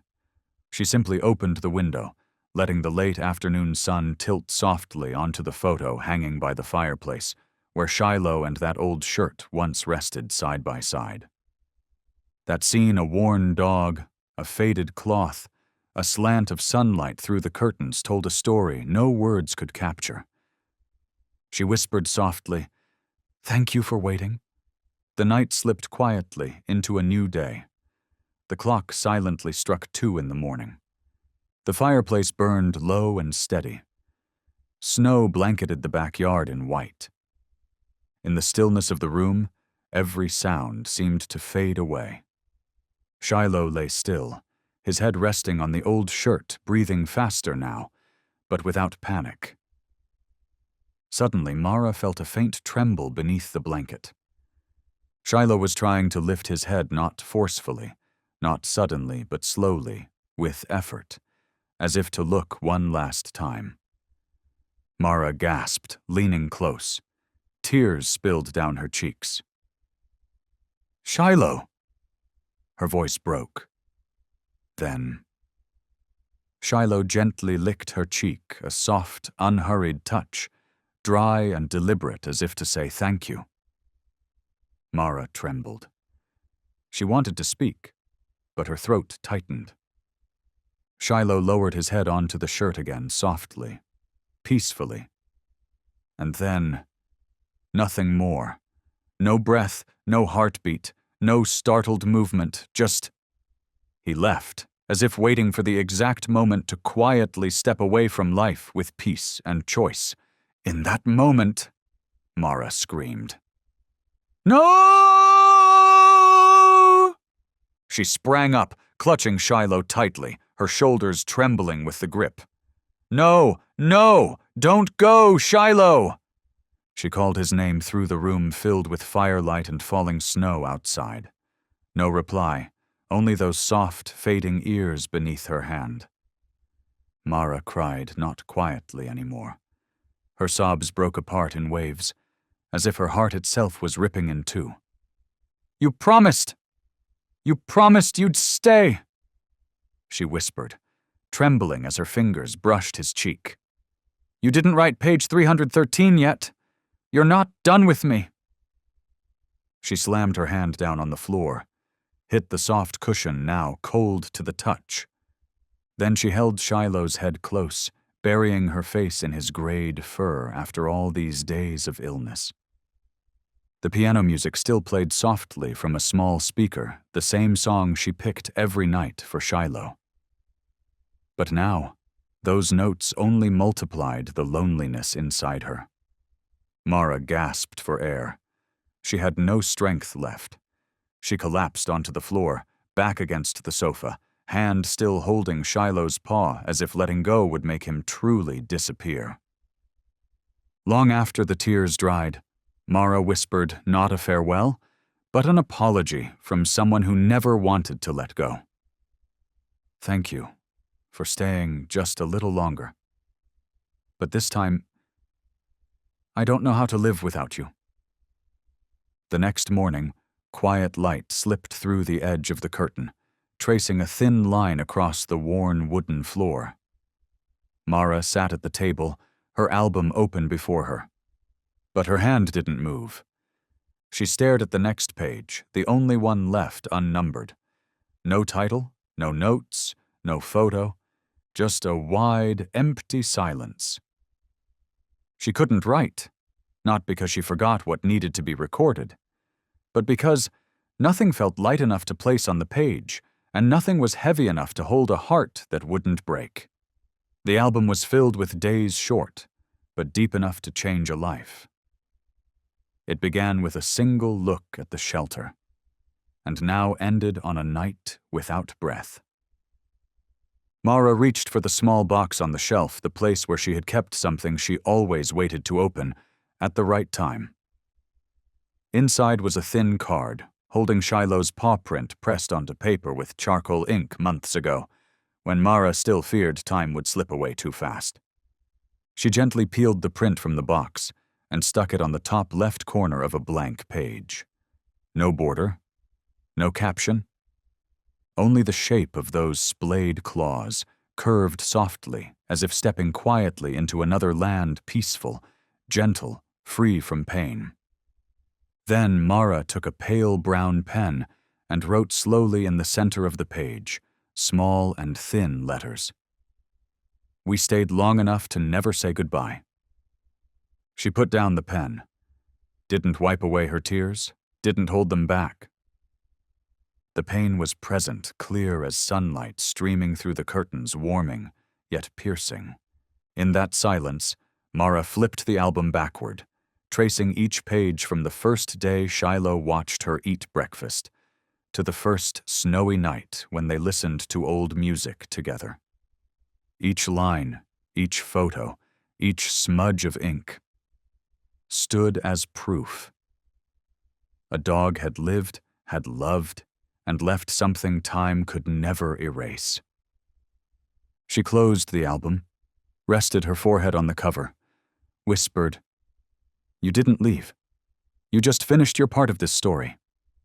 Outside, the cold lingered. But where Shiloh had lain, warmth still remained. That early morning, there were no breaths, no familiar footsteps echoing in the kitchen. Only perfect silence, as if the whole world understood what had happened. Mara woke earlier than usual, not because of an alarm, but because her body had learned a quiet habit over countless days. She stepped out of the room, wrapped a thick wool sweater around her. The fireplace was cold, yet the house didn't feel empty or chilly. A strange kind of warmth lingered not from glowing embers, but from what had once been there. She opened the front door. Outside, a thick blanket of snow covered the steps. The trees in the backyard bowed gently under the weight of white frost. But what made Mara pause wasn't the snow. It was the light. ChatGPT said, "The first light of day filtered through the branches, streaming straight through the large window, landing softly on the old cushion where Shiloh once lay. Dust particles floated in the air like thousands of tiny stars, shimmering over the soft blanket and the few strands of fur left behind. The room no longer held Shiloh, but it wasn't empty. There was a clear presence, something deeper than flesh and bone, something Mara couldn't name, but recognized the moment she crossed the threshold. She didn't cry. Mara simply took a deep, steady breath. Then she moved slowly to the piano and opened the side drawer. Inside was the old wooden box, once home to her mother's sheet music, keepsakes sleeping quietly through time. Today, Mara lifted the lid again. Her fingers brushed lightly over the worn leather collar Shiloh had worn through his final months. No ceremony, no fuss. She placed the collar back inside, gently folding a piece of silk cloth beneath it, then closed the box. On its lid, she wrote softly in pencil. Once was not to forget, not to hold on, simply to acknowledge. In that moment, sunlight still poured through the window. Snow fell silently outside, pure and white. But inside Mara's heart, another kind of snow melted the one that had covered her fear of loss throughout her life. For the first time, she was no longer afraid of loneliness. That morning, as the sun climbed above the eaves, Mara opened the right drawer of the small wooden cabinet beside the sofa, the place where she kept the thick album they'd shared for more than 300 days. She set the album on her lap, running her fingers gently over the worn cover. Slowly she turned each page, tracing the ink, the tiny marks and smudges only someone who lived the memories could understand. Some pages held photos of Shiloh lying in the sunlight. Others bore hurried words scrawled after storms. Some were blurred by tears. And some pages remained blank because nothing felt quite right to write. The last page opened, the very first photo. A softly faded image, taken on an old phone. No perfect angles, no beautiful light. Just a quiet moment. Mara's hand slipping through the bars of the shelter kennel, gently touching the head of a thin, wary German shepherd eyes, distant, but still not fully extinguished. Shiloh's nose pressed softly against her wrist, not asking, not avoiding, but whispering ever so quietly. "I'm still here. Can you see me?" Mara sat there for a long while, her eyes fixed on the photo as if it were a door that turned back time. She smiled softly, a smile both aching and tender, because only those who have truly lived alongside a soul understand how a single touch can change everything. Beneath the picture, with slow but sure handwriting, she wrote, "Where it begins is also where we return." No exclamation marks, no flourish, no explanation. Just enough. Just right.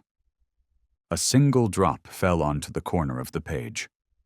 She couldn't tell if it was a tear or morning dew still clinging to her hand from when she opened the window earlier, but she didn't wipe it away. She left it there, part of the story untouched, unedited. She closed the album and set it on the table, then sat quietly for a long time. No familiar breath stirred near her feet. No eyes followed her every step into the room.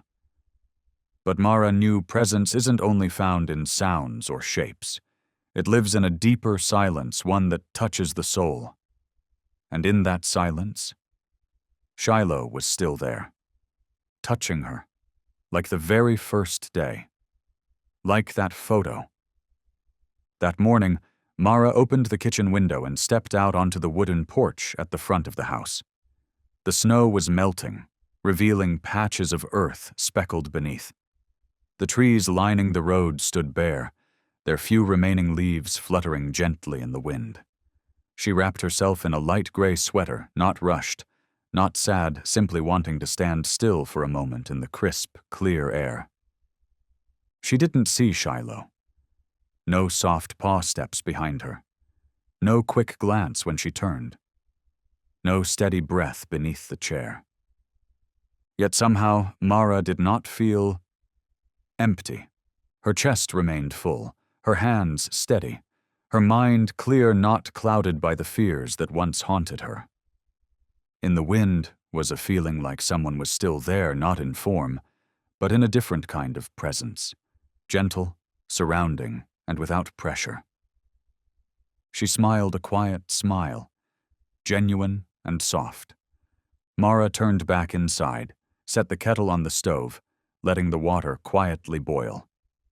No music, no lights, just letting the room keep its warm stillness the same way it had been on those nights when Shiloh lay beside the fire, when they listened to the wind without needing words. She walked to her writing desk by the window. A brand new notebook lay waiting, its pages pure white, its cover a calm shade of blue. Mara opened to the first page. Her hand no longer trembled. She wrote the opening line in warm brown ink. Once upon a time, there was a dog named Shiloh who lived in a forest where the grass knew how to listen and the wind knew how to keep promises. No table of contents, no draft, no pressure, just a story meant for children who need a friend who knows when to be silent, when to bark, and how to love without asking for anything more than a gentle touch. She paused, looking up toward the window. Sunlight streamed in, casting light across the spine of the book and part of an old photo tucked on the edge of the table. Mara sitting there, and beside her, Shiloh not posing, not looking at the camera, just lying there as naturally as the place itself. Mara didn't cry. She simply closed her eyes softly, as if sending a final message. Some things may be brief, but they remain forever in the memory of the right heart. Sometimes what breaks us isn't the betrayal itself, but being judged before we've had the chance to speak. It's the moment we're doubted by the very people who once promised to believe in us. If you're watching this because you've been there suspected without proof, blamed without a voice, or left questioning your worth because someone else failed to truly see you, then let Shiloh's story remind you. Even in silence, love still speaks. Even when wounded, loyalty endures. And even when abandoned, you are not broken. You are simply waiting to be found by the right heart. So what can you do when doubt surrounds you? Stay calm. Write down your truth. Save the messages, the memories, the evidence. And when you need help, whether legal, emotional, or spiritual, ask for it. That is not a weakness. That is strength. And if children are involved, protect them not with anger, but with presence, peace, and quiet dignity. Because no matter what the world says, your story still matters. Your heart deserves to be seen clearly. Now we want to hear from you. Have you ever been blamed unfairly? Suspected someone who turned out to be innocent? Or held your silence, trusting that your truth would one day speak for itself? Share your story in the comments below. Someone out there might read it and feel a little less alone.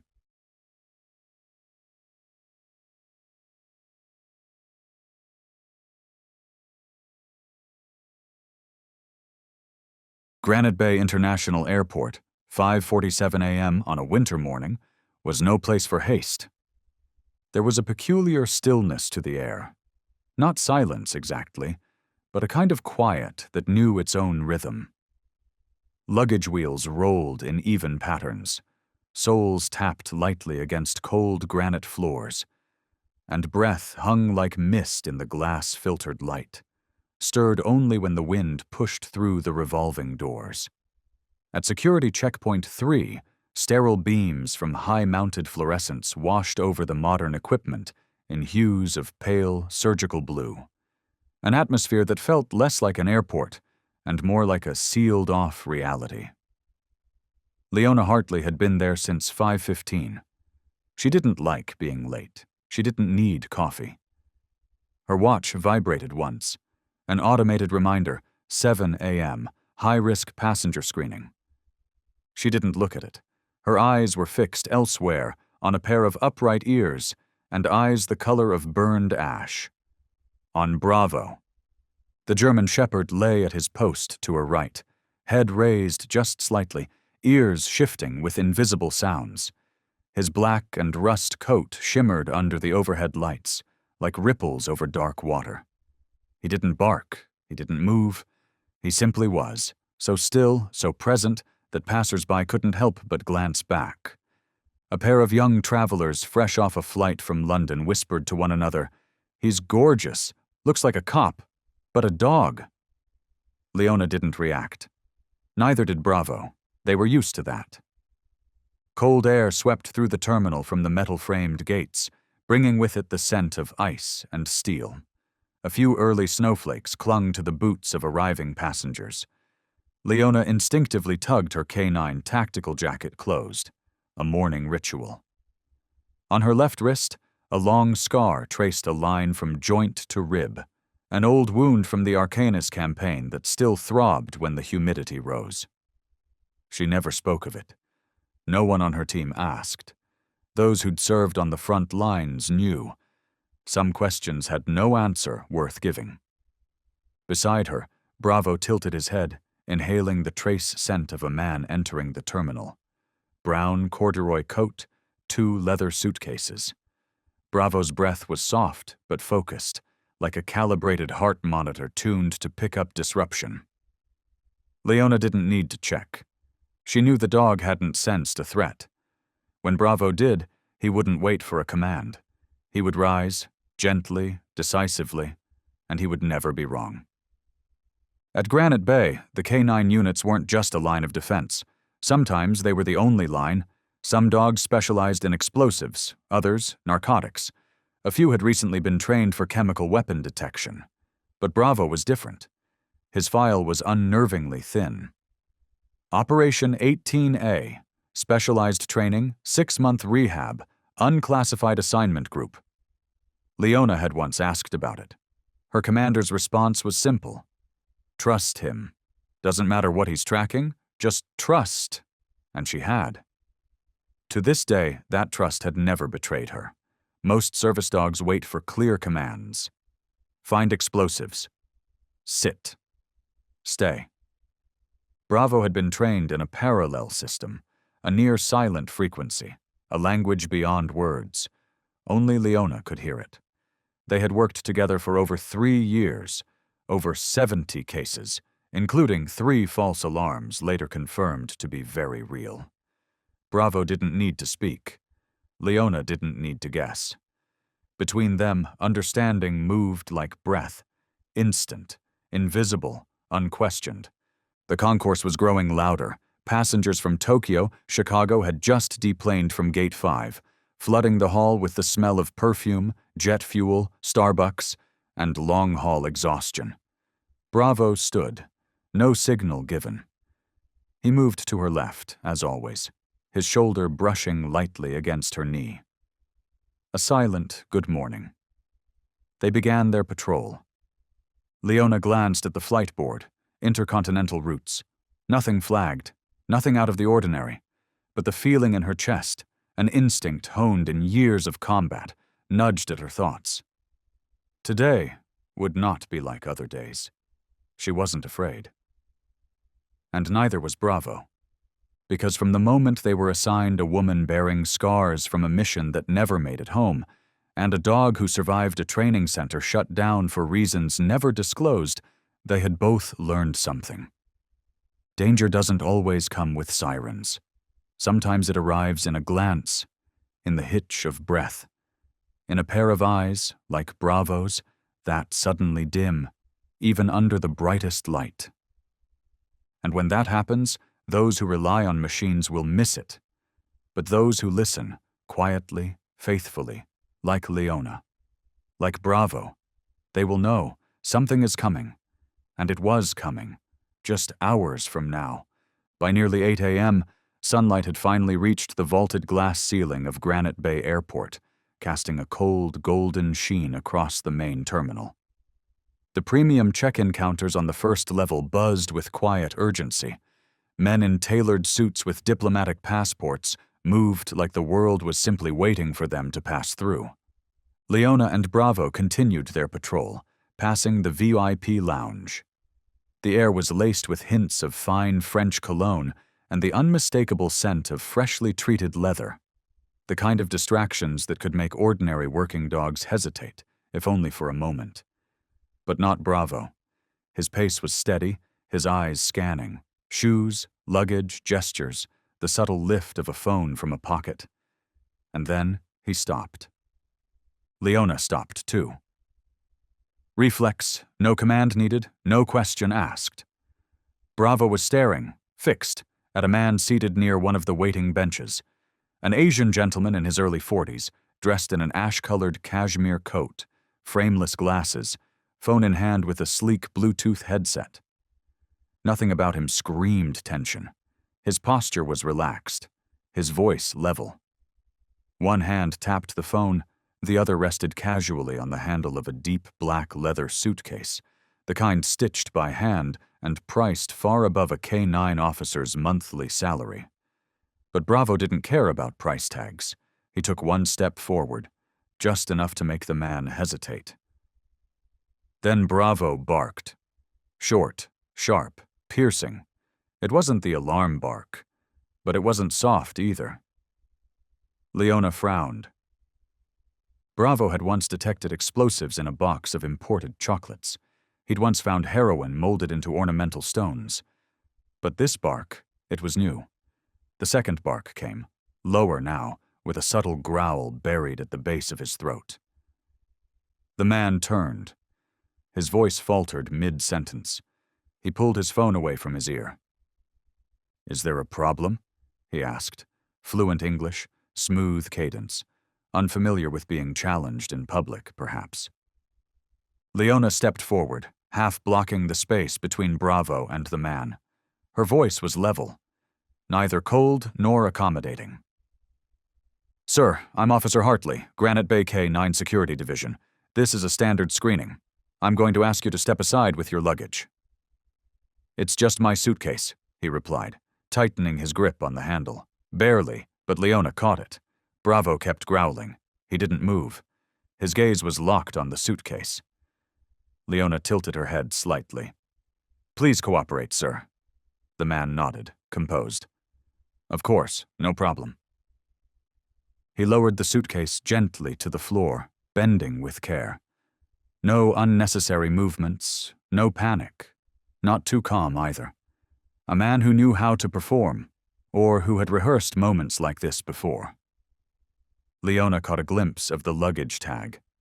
E. Rune, embossed gold letters, pristine. Underneath, a trail of first-class stickers: Geneva, Dubai, Singapore. "You're a doctor?"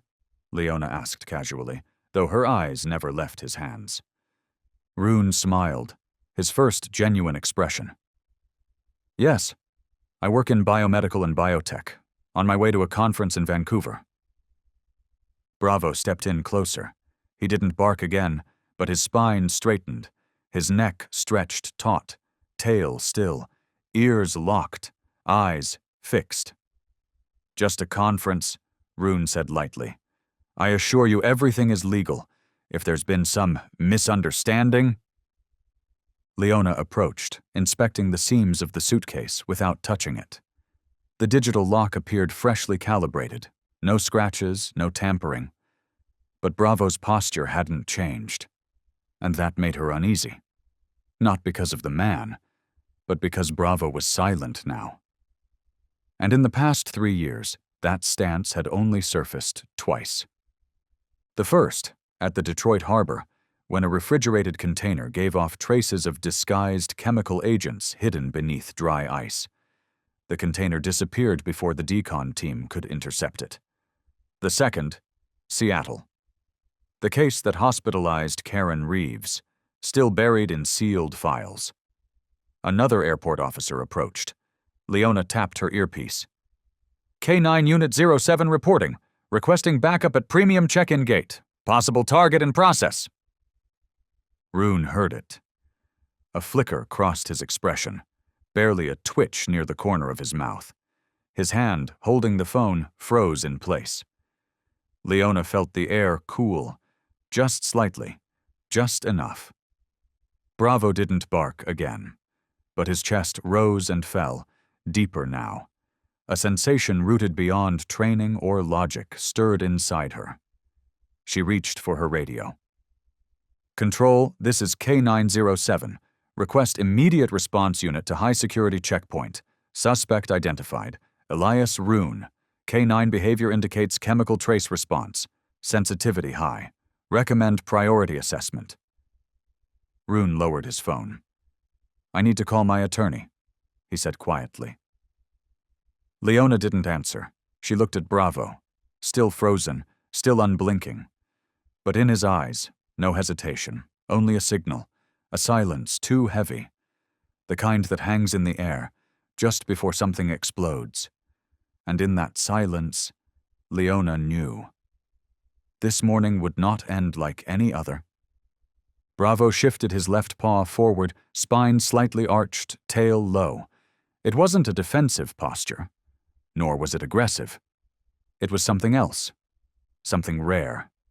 A trained signal, known only to those who'd attended specialized K9 programs.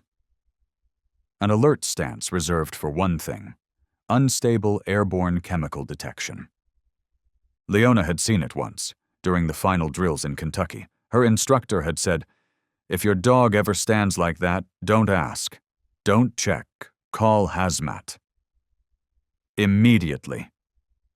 A low growl rumbled from Bravo's throat. It wasn't aimed at anyone. It filled the space like an invisible perimeter, a silent alarm not for enemies, but for those who knew how to listen. A warning. There is something here that can't be seen, but I can feel it. Leona gripped her radio. "Control, this is K907. Bravo has shifted to Growl Protocol CH2, requesting EOD and hazmat units on standby. Priority Level 2. Target, Rune's luggage. Premium check-in. Time now, 8:03. There was a pause. Then a low female voice responded. "Confirmed. Dispatching units. Hold position." Leona didn't respond. She turned to Bravo. He hadn't moved, but his eyes, deep as coal, held something unspeakable. Not fear, not pure instinct. Something closer to a question. "What's your next command?" Rune hadn't moved much, but his shoulders were tighter now. Thumb and forefinger curled slightly around his phone, too slow for a reflex, too measured for casual. "You're not permitted to leave this area," Leona said, voice firmer. "I'm serious." Rune turned, a thin smile curving across his lips. "I'm just a scientist. Surely that doesn't warrant a hazmat unit." "You can explain that to hazmat when they arrive," Leona replied, her gaze never leaving the suitcase. Bravo's growl dipped lower, steady now, like a wave pressed against glass, pushing pressure into the space around them. A few nearby travelers had started to glance over. An airport security officer approached, brows furrowed. "What's going on here?" he asked, voice tentative. Leona didn't respond right away, but Rune did. He looked at the officer, his eyes darting from name tag to sidearm to the overhead surveillance camera. He was calculating, each second stretched longer. Leona felt it, that pressure in her chest. The same feeling she'd had in Arcanis, staring down an unregistered convoy through a sandstorm, waiting for something to ignite before the world remembered how to breathe again. Bravo lowered his body, ears forward, mouth slightly parted, not to bark, but to launch should the line be crossed. Leona spoke. "You, hold the rear. Call for 2 more officers. Lock this area down." The security guard hesitated. Rune raised his wrist, as if to check his watch. That was the last straw. Bravo's growl snapped through the air, sharper now, clipped like a gasp. Leona recognized it instantly. It was the gas response tone. Something was leaking, something real, barely traceable, but there. A chill slipped into her collar, not from wind. K907 urgent. Possible biochem dispersal in progress. Initiate emergency lockdown. Evacuate upper tier. Priority level 1. Rune said nothing. He slowly set down his phone, but the composure in his eyes had vanished. They moved, quick, surgical, like a mind remapping every escape route. "So unfortunate," he whispered. And then, his left hand tapped the digital lock on the suitcase. Bravo roared. He lunged, not at Rune, but at the suitcase, slamming into it with such force it rolled violently across the floor. At that exact moment, Rune spun. No more diplomacy, no more gentlemanly calm. He ran. Straight into the chaos. The suitcase skidded, stopping a few feet away. Bravo didn't chase. He stood guard, snarling, rigid, eyes locked on the luggage like a soldier over a live grenade. Leona's voice cut through the comms. K907 reporting. Suspect is fleeing. Request pursuit teams. Lock down all emergency exits. Bravo turned toward her, waiting. He didn't need to ask. Go, Leona said. He was gone. A blur, a living arrow streaking through the confusion. Leona drew her sidearm, tightened her grip, and ran. In her earpiece, command crackled. Has any device been activated? She answered as she sprinted. Likely. Unconfirmed chemical presence. Bravo is in pursuit. The concourse was collapsing into panic. Shouts, screams, phones raised, trying to capture what no one fully understood. What had begun in silence was now descending into chaos. But through it all, Bravo moved like a compass needle, unshaken, unbroken, following a path that only instinct and loyalty could map. Leona kept her eyes on him. And in her mind, the question wasn't, what's in the suitcase? It was, what has Rune already released? And how much time do they have before it spreads? The sound of fine leather shoes screeching across polished stone echoed through the VIP corridor, leaving a faint smear on the floor. The first trace in what Leona knew would not be a short chase. Rune didn't run like a panicked man. He moved like someone who had mapped every route, every blind spot, every turn. His posture was low, forward-leaning, controlled. His left hand clutched something small, perhaps a trigger or a tracker. Control, this is K907. Target Elias Rune heading east toward the technical access corridor. In pursuit. Bravo is leading. Leona shouted into her radio, sprinting past the last row of terminal chairs. The distant chaos behind them began to fade, replaced by the harsh rhythm of footfalls against cold concrete. Bravo tore through the narrow corridor between the utility rooms and the cargo holding zone. His body moved like fluid muscle memory, each turn calculated, tail low for balance. He didn't need to sniff. He read rhythm. Breath patterns, tension, the tremors underfoot that fear leaves behind. Rune slammed through a heavy metal door, the hinges screaming. Maintenance staff caught a fleeting glimpse, a blur of a man, followed by a black and tan streak slicing through chemical storage. Leona followed, Glock lowered but ready. The corridor snaked toward the power station, filled with detours, service doors, and emergency locks. Rune turned sharply and yanked a rolling cart into the hallway, sending a plastic bin flying. A slick of cleaning solution splashed across the floor. Bravo didn't slow. He leapt, pure muscle, landing cleanly, and kept going. He'll take the right, toward storage wing C-12, Leona muttered, half to herself. But Bravo heard. He hesitated at the intersection just long enough to raise his ears. Then he pivoted. Rune was gasping now. His eyes flicked back. His hand clenched around something in his coat pocket, a blinking blue light barely visible between his fingers. Leona understood. He wasn't just running. He was arming. He's carrying a device, possibly remote trigger or timed dispersal. Lock all outbound terminals from technical wing, she said into the comms. Copy that. Engineering wing is sealing. Units 9 and 11 en route, came the terse reply. Rune vanished behind the last metal door, one restricted to senior personnel. But instead of using a keycard, he pulled out a small scanner and swiped it over the panel. It clicked open. Bravo, ahead, Leona called, barely needing to. The door closed behind Rune, not 3 seconds before Bravo launched. He slammed his paws against the handle, using the wall to kick off and wedge it open. Leona caught the edge, forcing it the rest of the way, and slipped through. They entered a pressure-grade sub-level hallway, originally designed as a Cold War-era evacuation tunnel. Flickering neon lights bathed everything in patchy blue. Overhead pipes rattled softly. Rune was at the far end. No more than 30 meters. He turned, his eyes, sharp, now tinged with desperation. Then he threw something. Bravo stopped short. A cloud hissed from the impact. White vapor, sweet-smelling, chemical aerosol. Untraceable by standard sensors unless the saturation spiked. Leona yanked up her field mask. Not enough, but better than bare skin.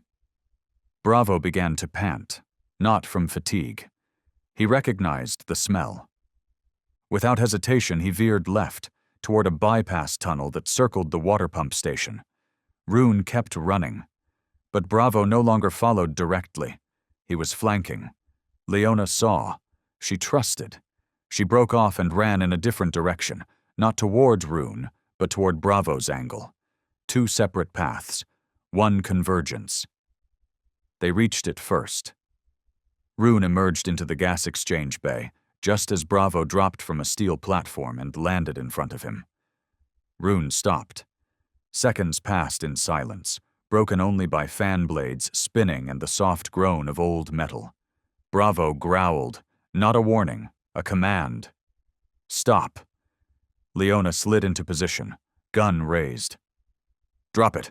Now get on the ground. Rune lifted his hand slowly. A ring-trigger device glowed yellow, its red indicator already past. If I let go, he said, voice terrifyingly calm. This place starts a 10-second countdown. I'm not suicidal. But push me. Leona's voice hardened. You're not walking out of here. Rune looked at Bravo. No barking. No lunging. Just those eyes. Blades sharpened in war zones, what the military called mission lock. A gust from the vent stirred a breeze over Leona's scar. It chilled to the bone. Her finger tightened on the trigger, but she didn't shoot.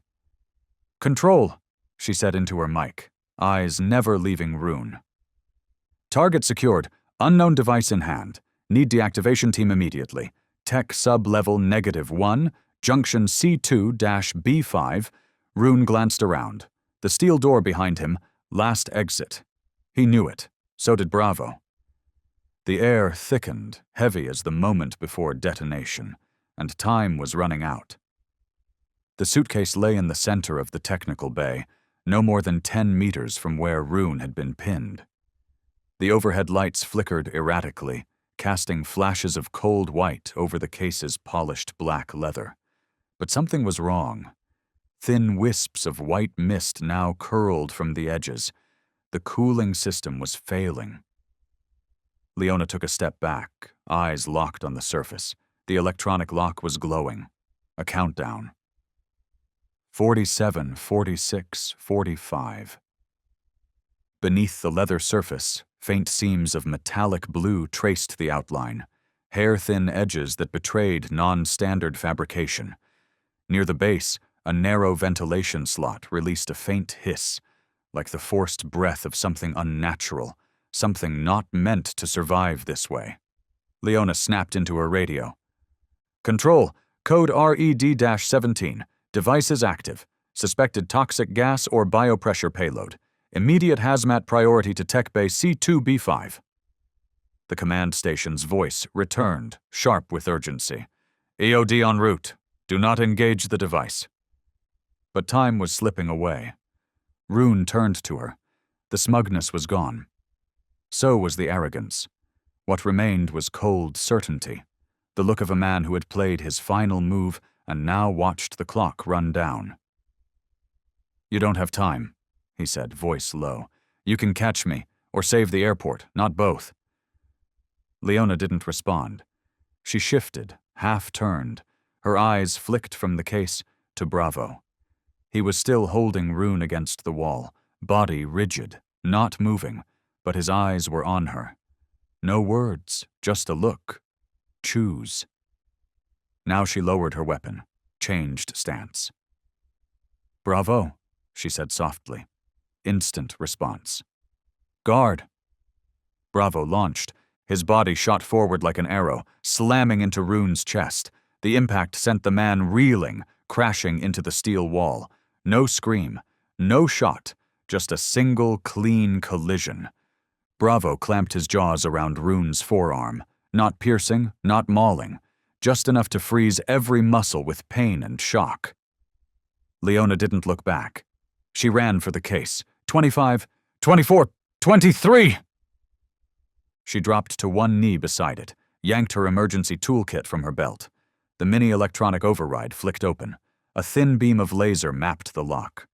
21, 2019. She saw it. The color shift in the wiring. Temperature-reactive components. That meant live agents, or worse, unstable ones. A faint, metallic scent rose. Not sharp, but just enough to make her neck sting. She spoke without looking back. "Are you holding him?" Bravo growled, low, steady. Rune twitched once, then stilled. 1413-12. Leona slid a second probe into the side panel.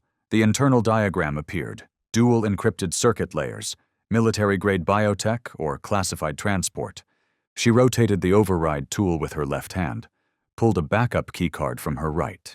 But instead of swiping it, she popped the micro-battery from the rear and attached it to the hot lid.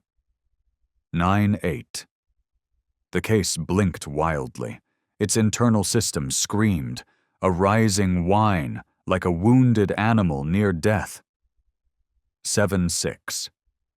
Leona closed her eyes for half a second, not in fear but to steady herself, then drove the microelectrical trigger into the final port.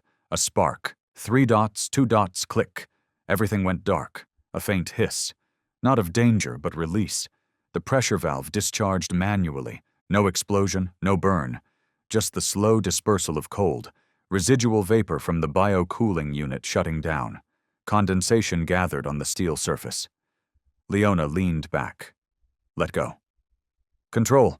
Device neutralized. No dispersal. Request collection team. She turned. Bravo still had Rune pinned, unmoving, steady, breathing calm. She walked over, placed a hand on Bravo's head. That's enough. Good job. Release Bravo, let go. Stepped back, still alert, but giving Rune room to breathe without escape. Leona grabbed Rune's shoulder, turned him, cuffed him.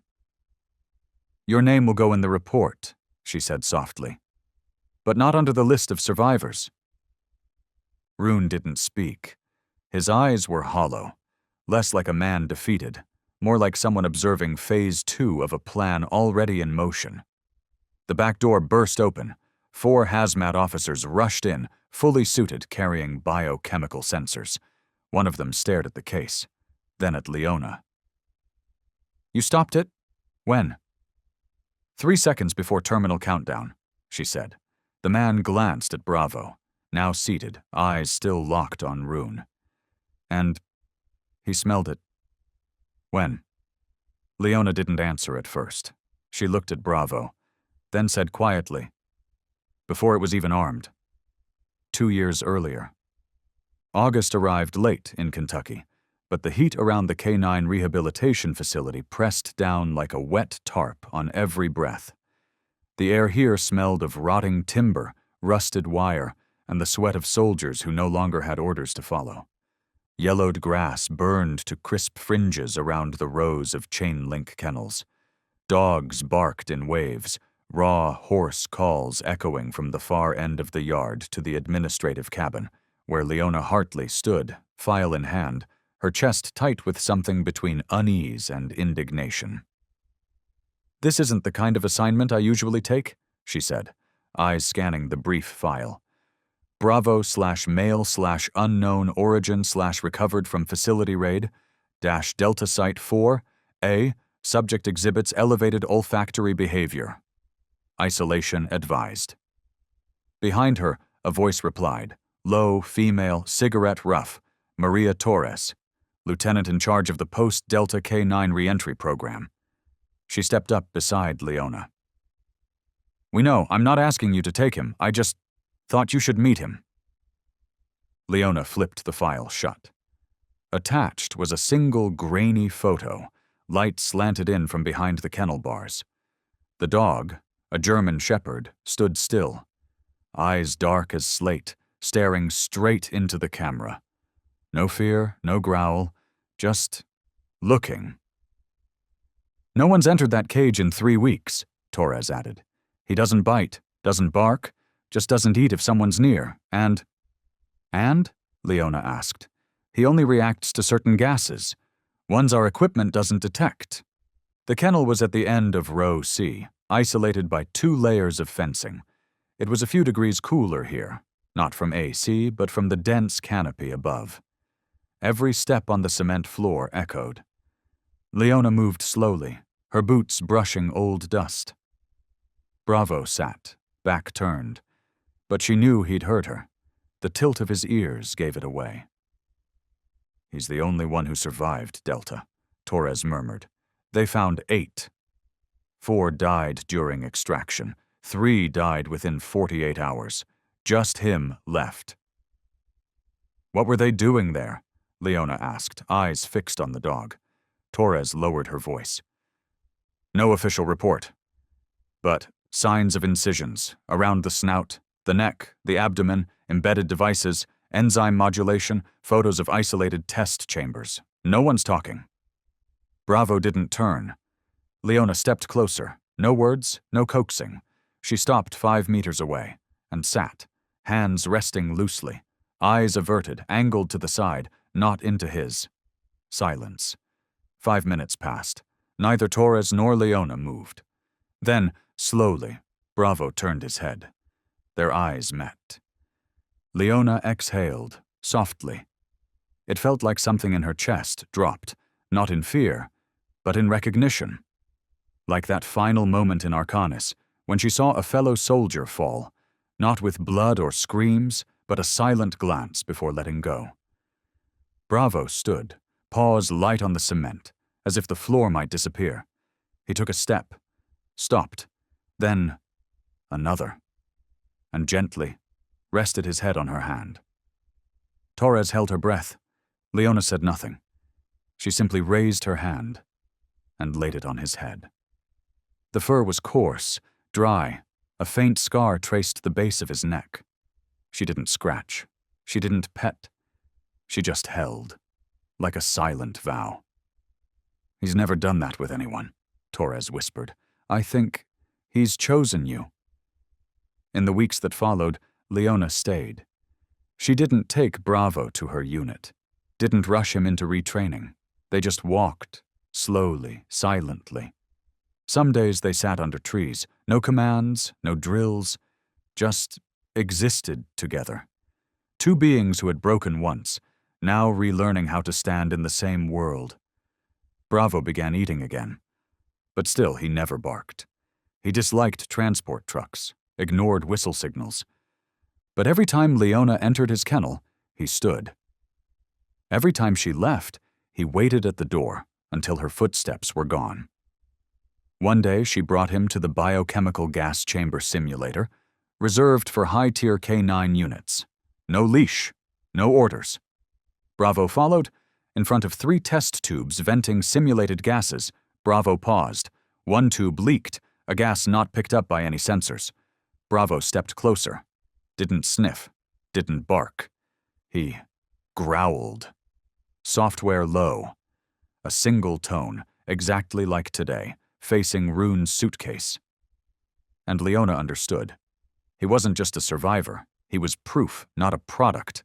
He was the last trace of something the other units only knew as a myth. Project Sentinel. A ghost program. A whisper in closed-door briefings.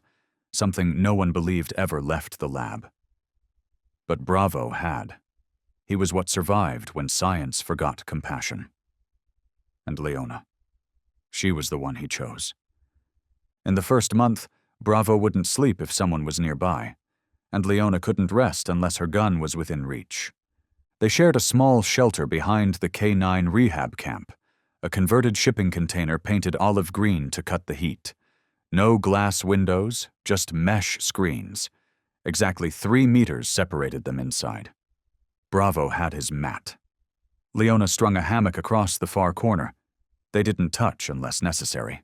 No cuddles, no sweet commands. Everything operated on signals. A glance over the shoulder, a step back, a low, uncertain growl from deep in the throat. Leona never talked about James, the partner who died during her last mission near the southern border, when their K-9 unit was ambushed outside an abandoned plant. James used to say, "Not every dog is a warrior, but a true one dies next to the human he trusts." Those words haunted her through the long months of recovery. And when they called her back to evaluate a particular K-9 subject, she had answered flatly, "I'm not looking to connect, not with people, not with dogs." Bravo felt the same. He didn't respond to trainers. He ignored male voices. He refused food if metal clanged nearby, triggered by memories of the lab. He didn't sniff toys, didn't chase tennis balls. But if someone approached Leona's kennel, he'd lift his head. And if she stirred in her sleep, breathing fast from a dream, Bravo would rise silently and lay by the door. On the 28th day, Torres came to visit. "Have you tried leashing him yet?" she asked. Leona shook her head. "Don't need to. He follows." That morning, like every other, Leona boiled water in an old electric kettle balanced on a wooden frame and poured herself black coffee. No sugar. Bravo lay with his head resting on his front paws, eyes watching the trees. Wind whistled through the thin metal roof. No one spoke. No one needed to. Until Dash. A sharp, unfamiliar sound came from the left wing of the camp, the dismantling zone, where old kennels were being torn down. A pop, then smoke, the sharp, bitter scent of burning wires. Leona set her cup down, grabbed the medkit and radio. Her pace was brisk, not panicked, but her eyes were locked, focused, reflex intact. Bravo didn't wait for a command. He walked beside her, left flank, unleashed, unprompted. When they reached the scene, a worker lay on the ground, clutching his chest, struggling to breathe. Next to him, a control panel smoldered, wires charred and hissing. Leona knelt. Minor electrocution. Conscious, but chest is tightening. She called into her radio. "Injured personnel. Medical support needed immediately." But it wasn't the man that caught her attention. It was Bravo. He had placed himself between the man and the sparking panel. No growling, no motion, just standing there. He knew not to approach exposed current, but he still positioned himself as a shield, back straight, eyes on Leona, waiting. Not for praise, not for reward, for her next move. And in that moment, after nearly a month, something shifted in her chest. Not because he saved someone, but because he waited for her decision. Bravo might be a dog, but that behavior, that look, was that of a soldier. No leash, no oath, just presence. When the medics carried the man away, Leona returned to their shelter. She didn't say thank you. But that afternoon, as Bravo lay with his head on the mat, she brought him a rubber ball. No squeak, no lights, just round, simple. She placed it next to him. Bravo looked at it. Did nothing. The next morning, Leona woke earlier than usual and found the ball tucked beneath her hammock, like he'd carried it there, left it, and walked back to his place. She smiled. For the first time in months. Torres returned in week 6. "You can move him to active duty whenever you're ready," she said. "The file's reactivated. We've confirmed Bravo's identity as the only surviving subject from Project Sentinel. No other samples, no other records." Leona nodded. No more questions. That night, she took a scrap of wood, burned a line into it with a solder pen. Bravo, not rescued, chosen. She hung it outside the kennel, not for others to read. But so Bravo would see it, every morning, every time he stepped out. Because they both carried wounds invisible to others. Neither was chosen in the beginning. Neither was made for the other.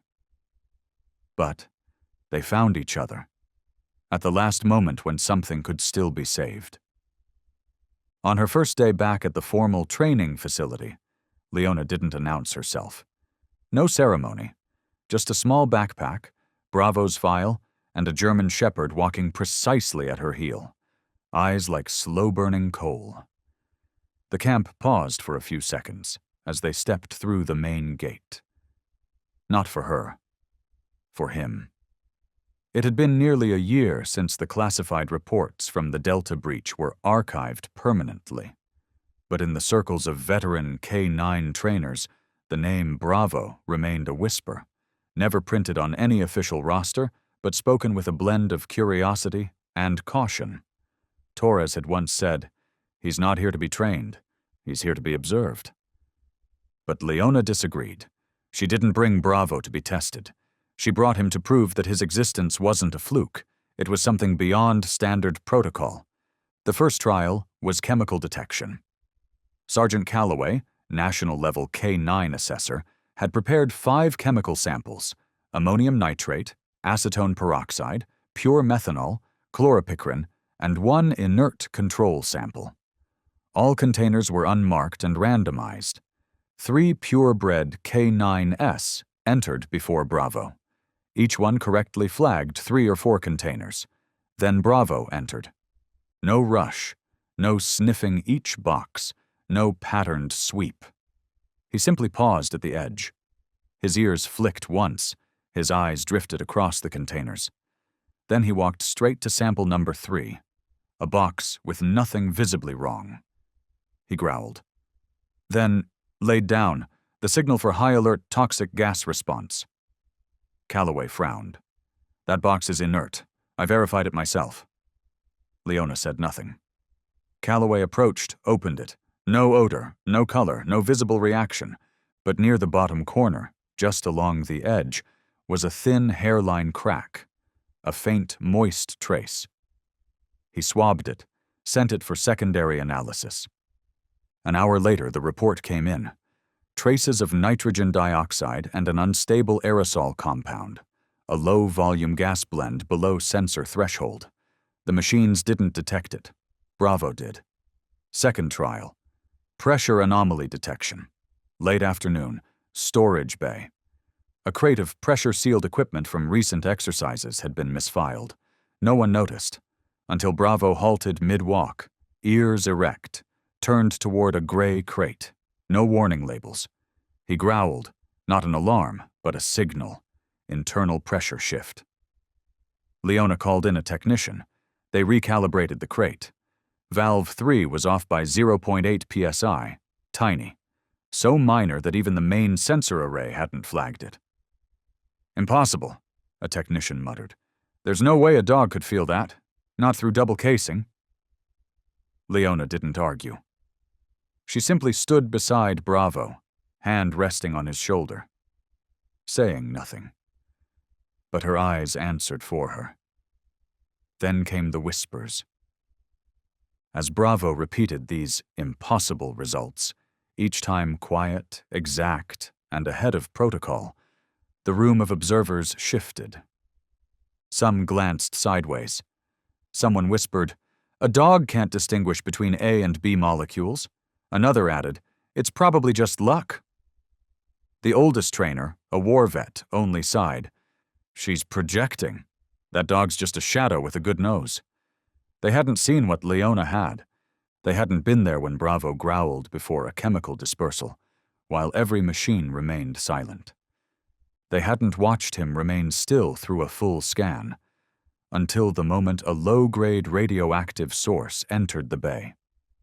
Bravo had turned, walked to the lead-sealed case, touched it with his nose, then backed away. 3 steps.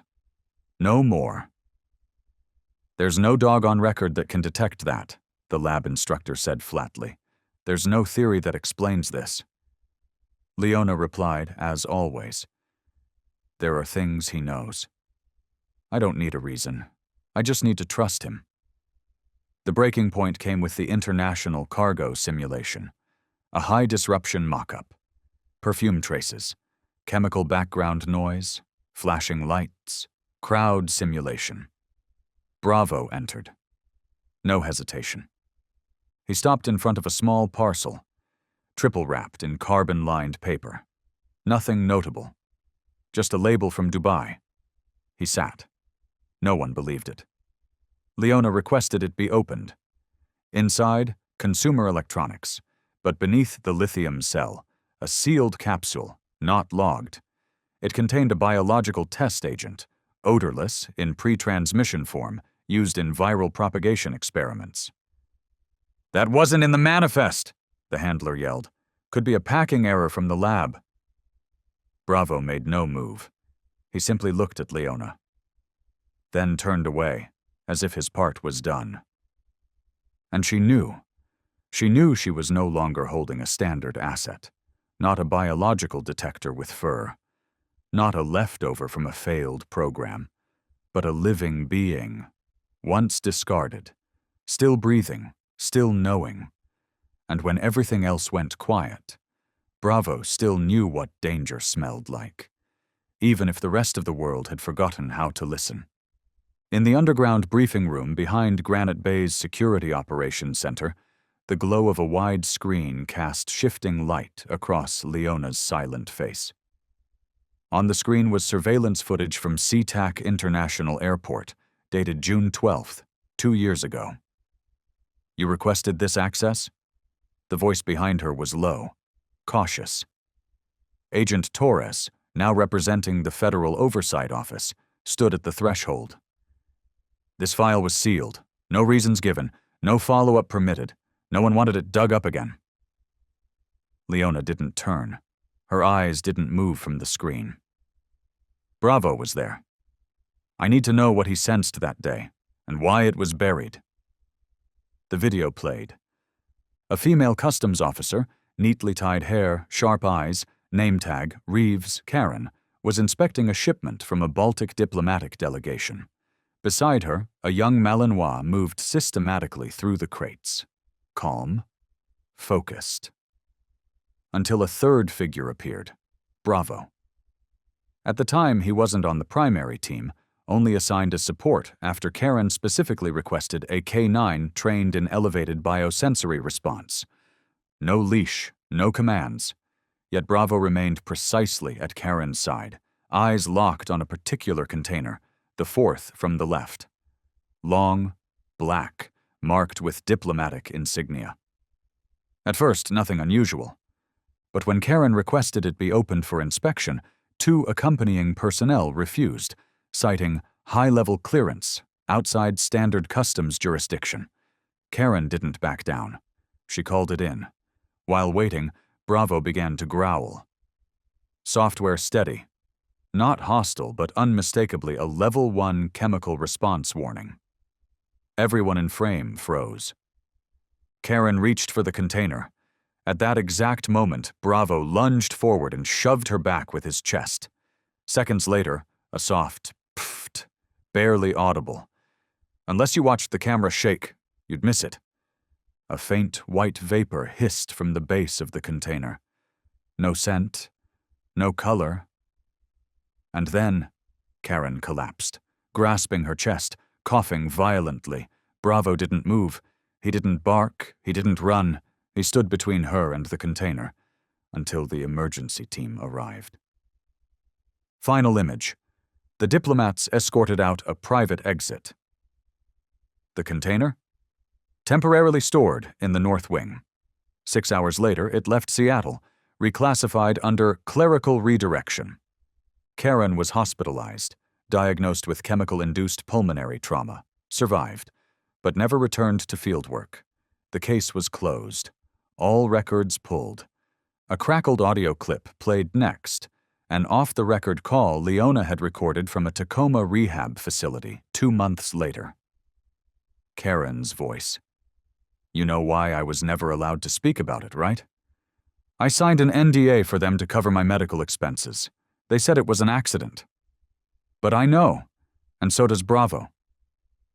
I called him in because I'd heard he once detected what no device could see during an internal training. And I thought, if anyone would know before it was too late, it would be him." A pause. Then, "He tried to push me away. And if he hadn't, I wouldn't be alive to say this to you now." In the recently decrypted internal memo Torres had unearthed, The final line from the Seattle incident read, K9 Bravo exhibited unexplained behavior. No confirmed chemical presence. Recommend exclusion from diplomatic assignments to avoid protocol conflict. Leona's hand clenched at her side. Not from outrage. From a cold, contained fury. Because the single most precise warning, down to the second, down to the breath, had been labeled inconvenient. We had all this information 2 years ago, Leona said, voice quiet. And they chose to ignore it. They let him walk through security checkpoints because a dog can't speak. Torres stood still, half in shadow, eyes on the sealed report. Not this time, she said. We're not letting this disappear again. Leona looked down. Bravo lay at her feet, awake, ears perked, eyes still, like he'd been listening the whole time. She reached down and gently placed a hand on his neck. You tried, she whispered. This time, it's my turn. In the hallway, bathed in pale bluish fluorescence, the cold tint of the bioanalysis wing, the black case still sat in the chamber. Enclosed in triple reinforced glass, sealed under high-pressure clamps. Sensor nodes stretched from its surface like thin, nervous limbs, connected to analyzers for gas, heat, ion feedback. And still, no conclusive readings. Leona stood behind the glass, eyes locked on the sweat beads forming on the synthetic leather exterior. Not from heat, but because something inside was alive or dying, and no machine could measure it.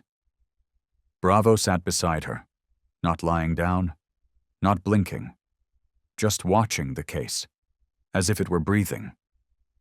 One level below, Rune sat cuffed between two federal agents. His once polished hair was now unruly. His luxury coat had been stripped away, revealing a white undershirt threaded with biosensor mesh, the kind reserved for high-tier immunity personnel. He's claiming diplomatic credentials under the Harnasian delegation, Torres said, her voice low but edged. Validation scan just came back. Barcode matches. But the country of origin ID is off by 1 bit. Leona frowned. 1 bit? Not enough to trigger an error? Just enough that when we query the issuing nation, no one claims it. Leona nodded. Ghost passport. Designed by a system that knew exactly which gates it would pass, who would clear it, and how deep the investigation could go before dying in a bureaucratic dead end. Rune remained still. When she stepped into the interrogation room, he looked up. And in that glance, there was no defeat, only acceptance, the kind of look that came from expecting to be caught as part of a longer plan. Do you even know what you're interfering with, Officer Hartley? He asked, voice calm, almost rehearsed. What's inside that case isn't a weapon. It's an evolutionary step, engineered to detect and eliminate things beyond the range of the human immune system. Leona didn't blink. What you call evolution, Karen Reeves nearly died from. I call it biological assassination tech. Rune smiled faintly. Bravo found it, didn't he? Before your machines did. Then you still don't understand? Bravo wasn't an accident. He was Prototype 1. Leona's grip tightened. And the others, the dogs that died in your lab? What were they? Failures? Collateral? Rune's eyes didn't flinch. Acceptable cost. Far lower than a full-scale operation like yours. Wasteful. Outdated. Bravo isn't a dog. He's a living sensor, a biological spectrum reader your species never evolved. He leaned forward. And without him, you wouldn't have caught it. But I do have him, Leona answered. Her voice held no pride, only truth. Rune studied her, then tilted his head. Then use him, because what's coming next isn't me. I'm just the ping. She turned and left. Didn't look back. At that moment, on sub-level 3, the biosensor dashboard lit up yellow. The case was warming. Unnatural heat patterns deep inside the innermost shell. Molecular breakdown sequences suggested living cellular material, activated by pressure and temperature. Something was replicating. "We don't recognize this class," the hazmat specialist muttered. "It's not from any known biohazard group, and no identifiable compound signature. If not for Bravo, it would have passed undetected until it reached dispersal pressure." Torres asked quietly. "What happens if we open it?" "It aerosolizes, particle size small enough to bypass grade 4 surgical respirators, odorless, invisible, harmless on skin, but inhalation leads to temporary neural suppression, followed by immune cross, protein cascade." "Casualties?" Torres asked. "Thousands, in a sealed-air environment like an airport." The room fell silent. A young tech pointed at Bravo, still sitting, still watching the yellow light blink. "He was the only one who reacted, before anything triggered." Leona turned, her voice quiet but clear. "Not before the signal. Before the signal existed." That night, Rune remained in holding, but legal teams, international, had filed emergency extradition demands. Their claim: no terrorist act occurred, no confirmed threat, no active release. Torres tossed the facts on the table, exhaled. "Unless we can legally classify what's inside that case as a banned weapon, we'll have to release him." Leona looked at Bravo. He sat like a shadow with breath. Her hand rested lightly on his head. "We'll find it," she said. "In the light, or in the places machines can't yet reach." Bravo didn't bark. He just growled. Software and low. Exactly like he did the first time he faced the case. The printer in the data analysis room clattered slowly, each sheet sliding out with a soft mechanical sigh. Not rushed, but every page felt like a needle, piercing deeper through the veil Rune had so carefully drawn. The cold light of the screen glinted off the bold title: Loki Protocol, Internal Research Asset, E-Rune, Biochemical Architect. Torres picked up the first page. Her eyes scanned fast, her brows furrowed. "We're not just holding a rogue scientist," she said. "We're holding the design core of a nightmare." Leona stood beside her, silent. She hadn't slept in 14 hours. But fatigue didn't dull her clarity. Not when every scattered piece Bravo had pointed to, Seattle, Detroit, Granite Bay, was finally aligning into a terrifyingly coherent map. Loki Protocol. The name read like something pulled from Norse myth, but it wasn't listed in any official security bulletin. Not under DARPA, not under the Department of Defense. Yet leaked documents from an informant inside the Global Biogenetic Coalition revealed the truth. Loki was non-governmental, privately funded. A project created not to deploy weapons openly, but to camouflage them. Biological mechanisms cloaked as defensive advancements, capable of slipping past every known detection protocol. Not built to kill instantly, read one technical annotation, but to trigger cascading responses, tricking the human body into dismantling its own equilibrium, leading to fatigue, psychotic breaks, or severe autoimmune collapse.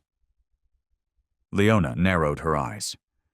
"So, it makes the body's defenses turn on itself?" Torres nodded. "Like programming self-destruction, and she tapped Rune's name, was the architect of the entire molecular mimic system." In the black wall interrogation chamber, Rune no longer wore his early arrogance. When Leona entered, he looked up, still cold, but something now flickered behind his calm. A twisted kind of satisfaction. "So, you found it," he said, lips twitching. "Was it from the East Institute logs, or an old friend in Seattle?" Leona didn't answer. She dropped a thick folder onto the table. Detailed schematics of molecular decay models, designation LX7, matching the precise molecular signature found in the intercepted case at Granite Bay. "You weren't transporting experimental samples. You designed the mechanism itself, to go undetected. unless exposed to Bravo's exact neurological scent matrix, the only one of its kind? Rune smiled. Calm. Steady. Then all I've done is prove my point. We don't need less of Bravo. We need more, not to fight evolution, to lead it. Lead who? Leona asked, tilting her head. The rich who can afford to inject your step forward, or the few who decide and by genetic proxy, who lives and who fades? Rune chuckled faintly. You still don't see. Death isn't efficient anymore. Fear is. And the brilliance of Loki is that it makes the infected doubt their own body. No bullet, no blast, just one cough at the right time. Torres had unearthed an audio clip. It confirmed Rune's ties to Aurora Biotech, a regenerative research lab turned front for Loki testing. They used canines, specifically German shepherds, as early detectors of airborne biomicroagents. We found records of 17 dogs, Torres reported. Only Bravo survived. The rest either died in containment or vanished from record. And no one investigated? No one dared. The funding bodies had clearance high enough to erase entire data blocks. Back in the biolab, Bravo was undergoing another full-body biological scan. CDC experts circled him. Machines buzzed around his frame. Cool lights rippled across his dense coat, like they were mapping an alien species. But Bravo didn't move, didn't tremble, didn't resist. He just looked at her, calm, unflinching, like he'd always known, like he had been waiting for this moment to be understood. Leona crouched beside him, placed her hand gently on his back. You weren't meant to survive that experiment, she whispered. But somehow, you did, and they hate that, because your survival proves there's something they can't control. Bravo didn't react. He just breathed, even, steady. She whispered again. Next time. We won't wait for the signal. Next time we intercept, before the case opens. Before she left HQ, a new dossier arrived. This time from international intel. Rune's name appeared everywhere. Nordic tech summits, private dinners in off-grid research compounds, guest lists for pharma consortiums, each time a different ID, a different passport. But the same trail. Gene edits, animals altered beyond recognition, synthetic enzymes written into living tissue. We're facing a research network without borders, Torres said. They don't serve a nation. They serve biological dominance. Leona looked at Bravo, nodded. And I have a feeling, she said quietly, we've only seen the surface of what's rooting itself below. The classified report was nearly 200 pages thick, printed on the kind of paper reserved for secrets that shouldn't exist. It blanketed the table in the Level 4 bioanalysis lab, like a shroud. On the cover, the logo of Aurora Biotech. And beneath it, a title that read, less like research and more like a scientific indictment. Project Vigilant, Phase 3, Cross-Species Enhancement and Olfactory Genetic Grafts. Leona flipped through the opening pages. She didn't need to read every line. Just the diagrams were enough to send a cold ripple down her spine. Enzyme charts, neural maps, olfactory grafts extracted from rodents and whales, spliced into the genomic backbone of German shepherds. They weren't building trained dogs. They were engineering breathing detectors. According to Rune's encoded notes, recently decrypted by the Federal Analysis Team, the selected K9 subjects had to meet 3 criteria. Olfactory neuron density well above standard. No prior behavioral instability. Positive response to molecular amplification enzymes, type X. Bravo was part of the 5th trial batch. Designation, V-5, BR-A0. In Rune's own words, this specimen displays unique neural structure, capable of reacting to nanogas signals without odor primers. However, post-op stability is low, early signs of neuromotor disruption. Projection, will not survive past Phase 3. But he did. Not only did Bravo survive, he retained full scent differentiation, heightened reflexes, and, most remarkable, self-repatterned behavioral structures post-trauma. In other words, Bravo didn't just endure. He recovered himself. Leona remembered the early nights at the recovery facility. Bravo never growled, never barked, but he wouldn't let anyone touch the back of his neck. Now she knew why. A faint scar, just behind the right ear. Now confirmed as the neural graft insertion site, where Rune's team had embedded a micropulse olfactory amplifier. "It's a transducer," Torres explained. "It boosts scent perception, especially in molecular ranges the nose can't normally detect. But prolonged exposure? It fries the brain." "And Bravo?" "Bravo bypassed it. Neuroplastic restructuring. His brain rerouted, ignored the damaged segment, rebuilt behavior from the ground up." "He retrained himself?" Torres nodded. "More than that. He erased every programmed command and kept only one thing alive: instinct. Medical logs confirmed it. Out of 17 test dogs, 11 died within the first 48 hours. 4 others perished trying to escape or from total shutdown. Only Bravo, whose immune system was once deemed a mismatch, slowly adapted internally, one biological adjustment at a time. We once called it failure, Rune wrote in a lab memo. This subject rejected all training stimuli, didn't respond to trigger commands, didn't scent match target samples. But when exposed to a non-coded molecular agent, odorless, traceless, never sampled, he sat, he growled, and didn't move. That moment, Leona knew, Bravo wasn't malfunctioning. He was refusing to comply. Not because he was broken, but because something inside him recognized that what he sensed should never be turned into an assignment. She sat on the floor of the break room. Bravo curled beside her, silent, watching, unshaken.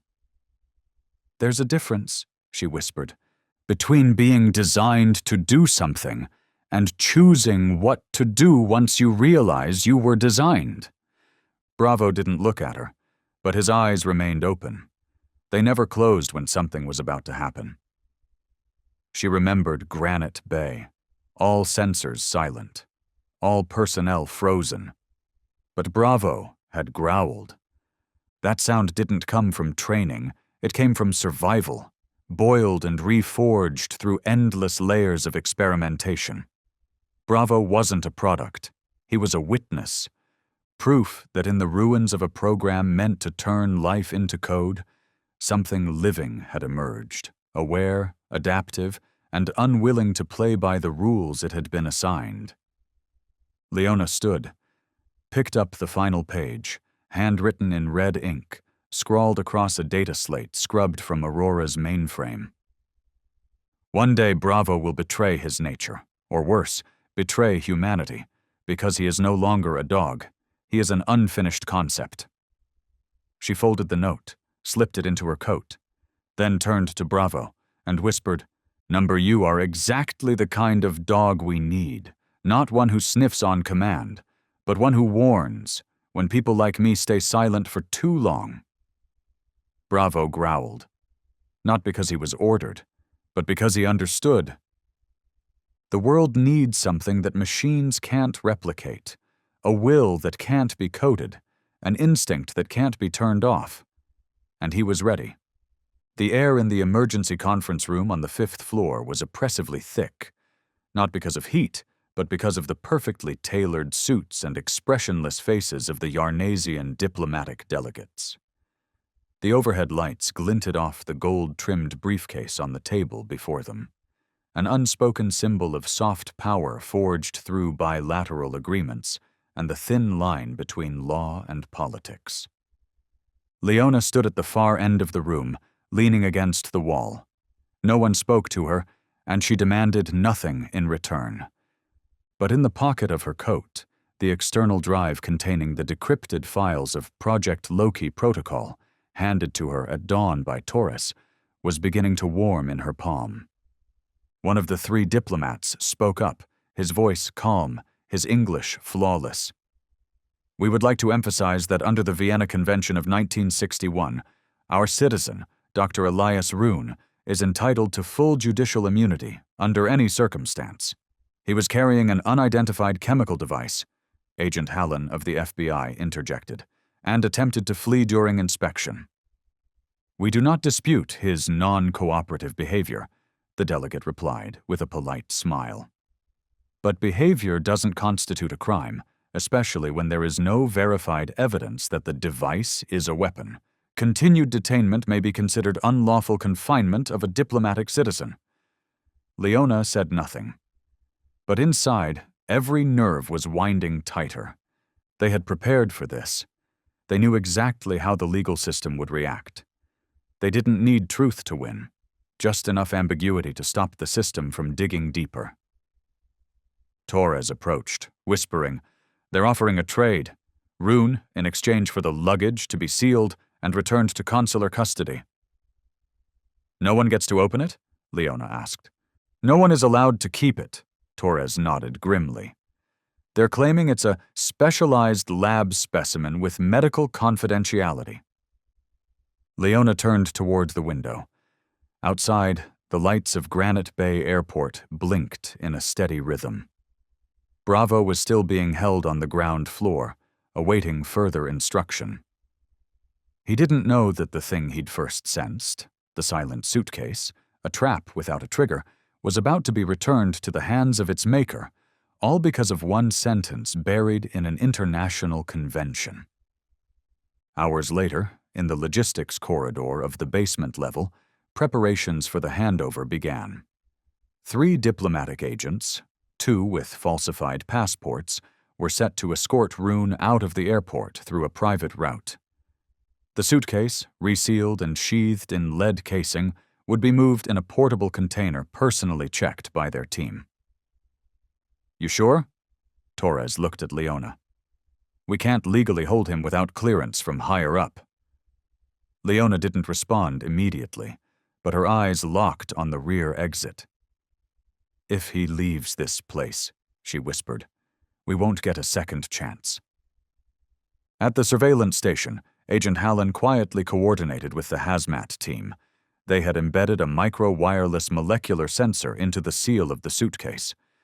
The device would only trigger if internal emissions rose, meaning if Roon attempted remote activation, the signal would be relayed to the federal data center instantly.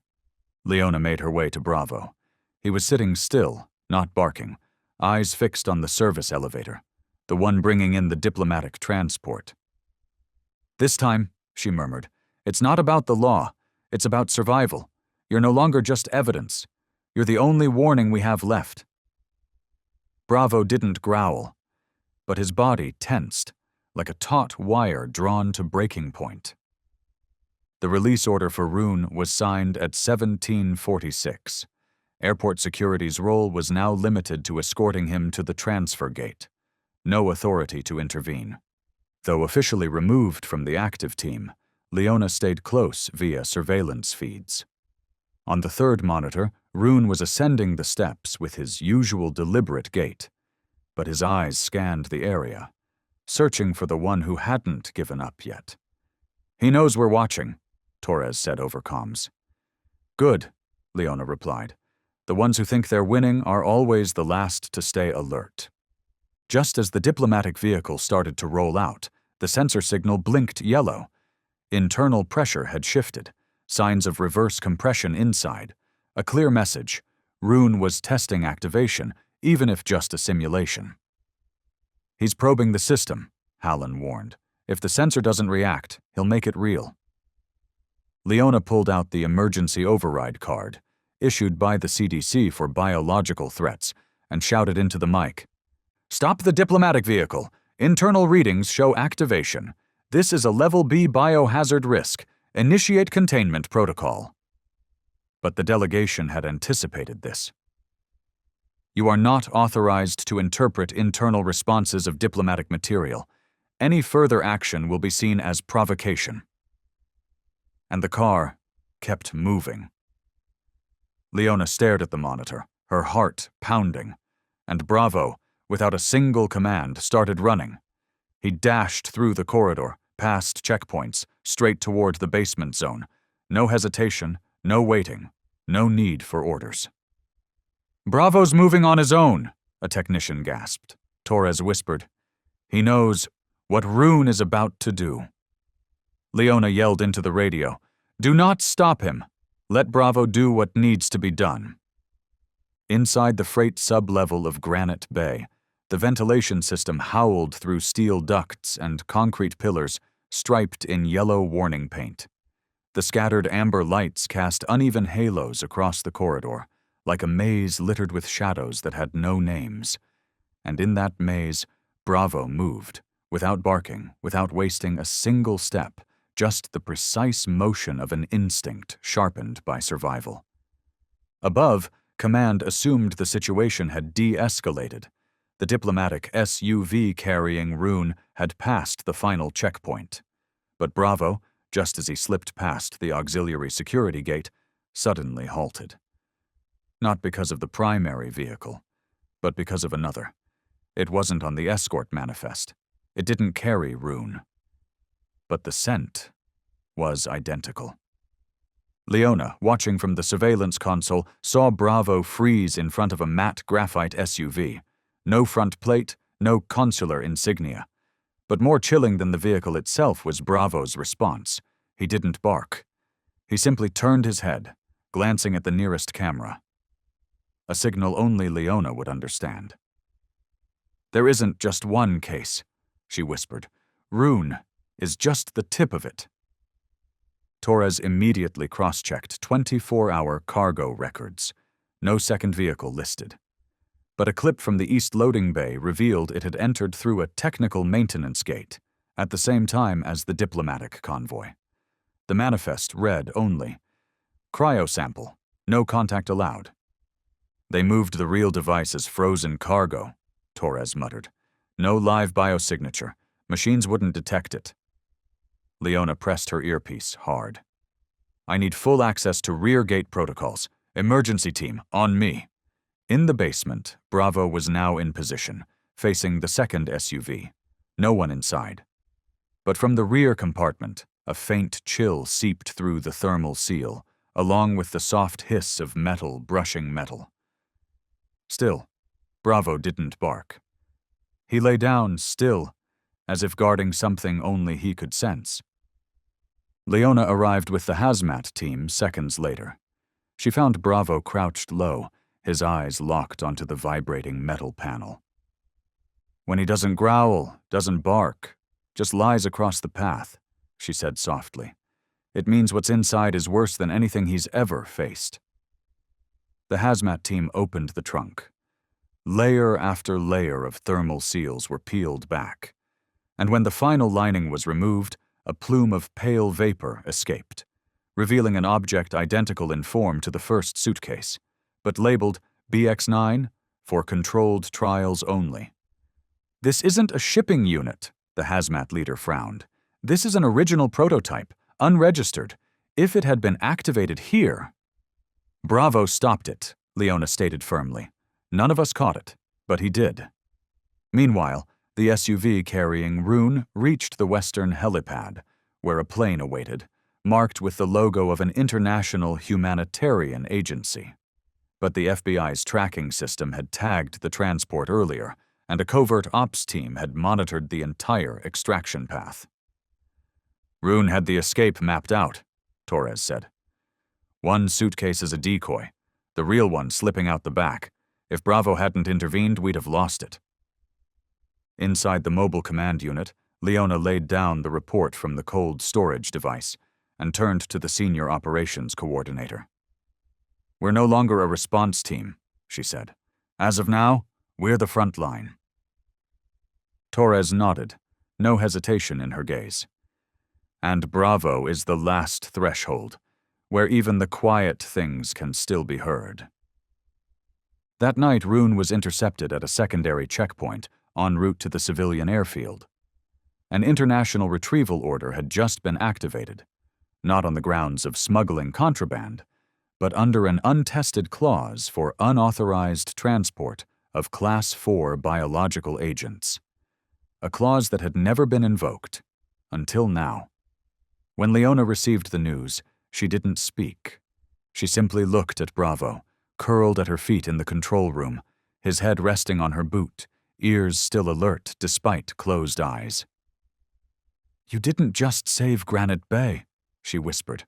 "You pulled back the curtain on a game I used to think was still far away." Bravo didn't respond. But Leona knew, in that moment, when the second case didn't detonate, it was because he had been there. And he had chosen not to stay silent. The sub-level -2 of Granite Bay felt like a forgotten layer of hell. No signs, no maps, no sound except the steady drip of an unserviced ventilation system. Cold vapor seeped from zinc-coated pipes, curling through the air into a thin mist that clung to every corridor, a scentless, colorless fog that somehow made every vertebra along the spine tighten.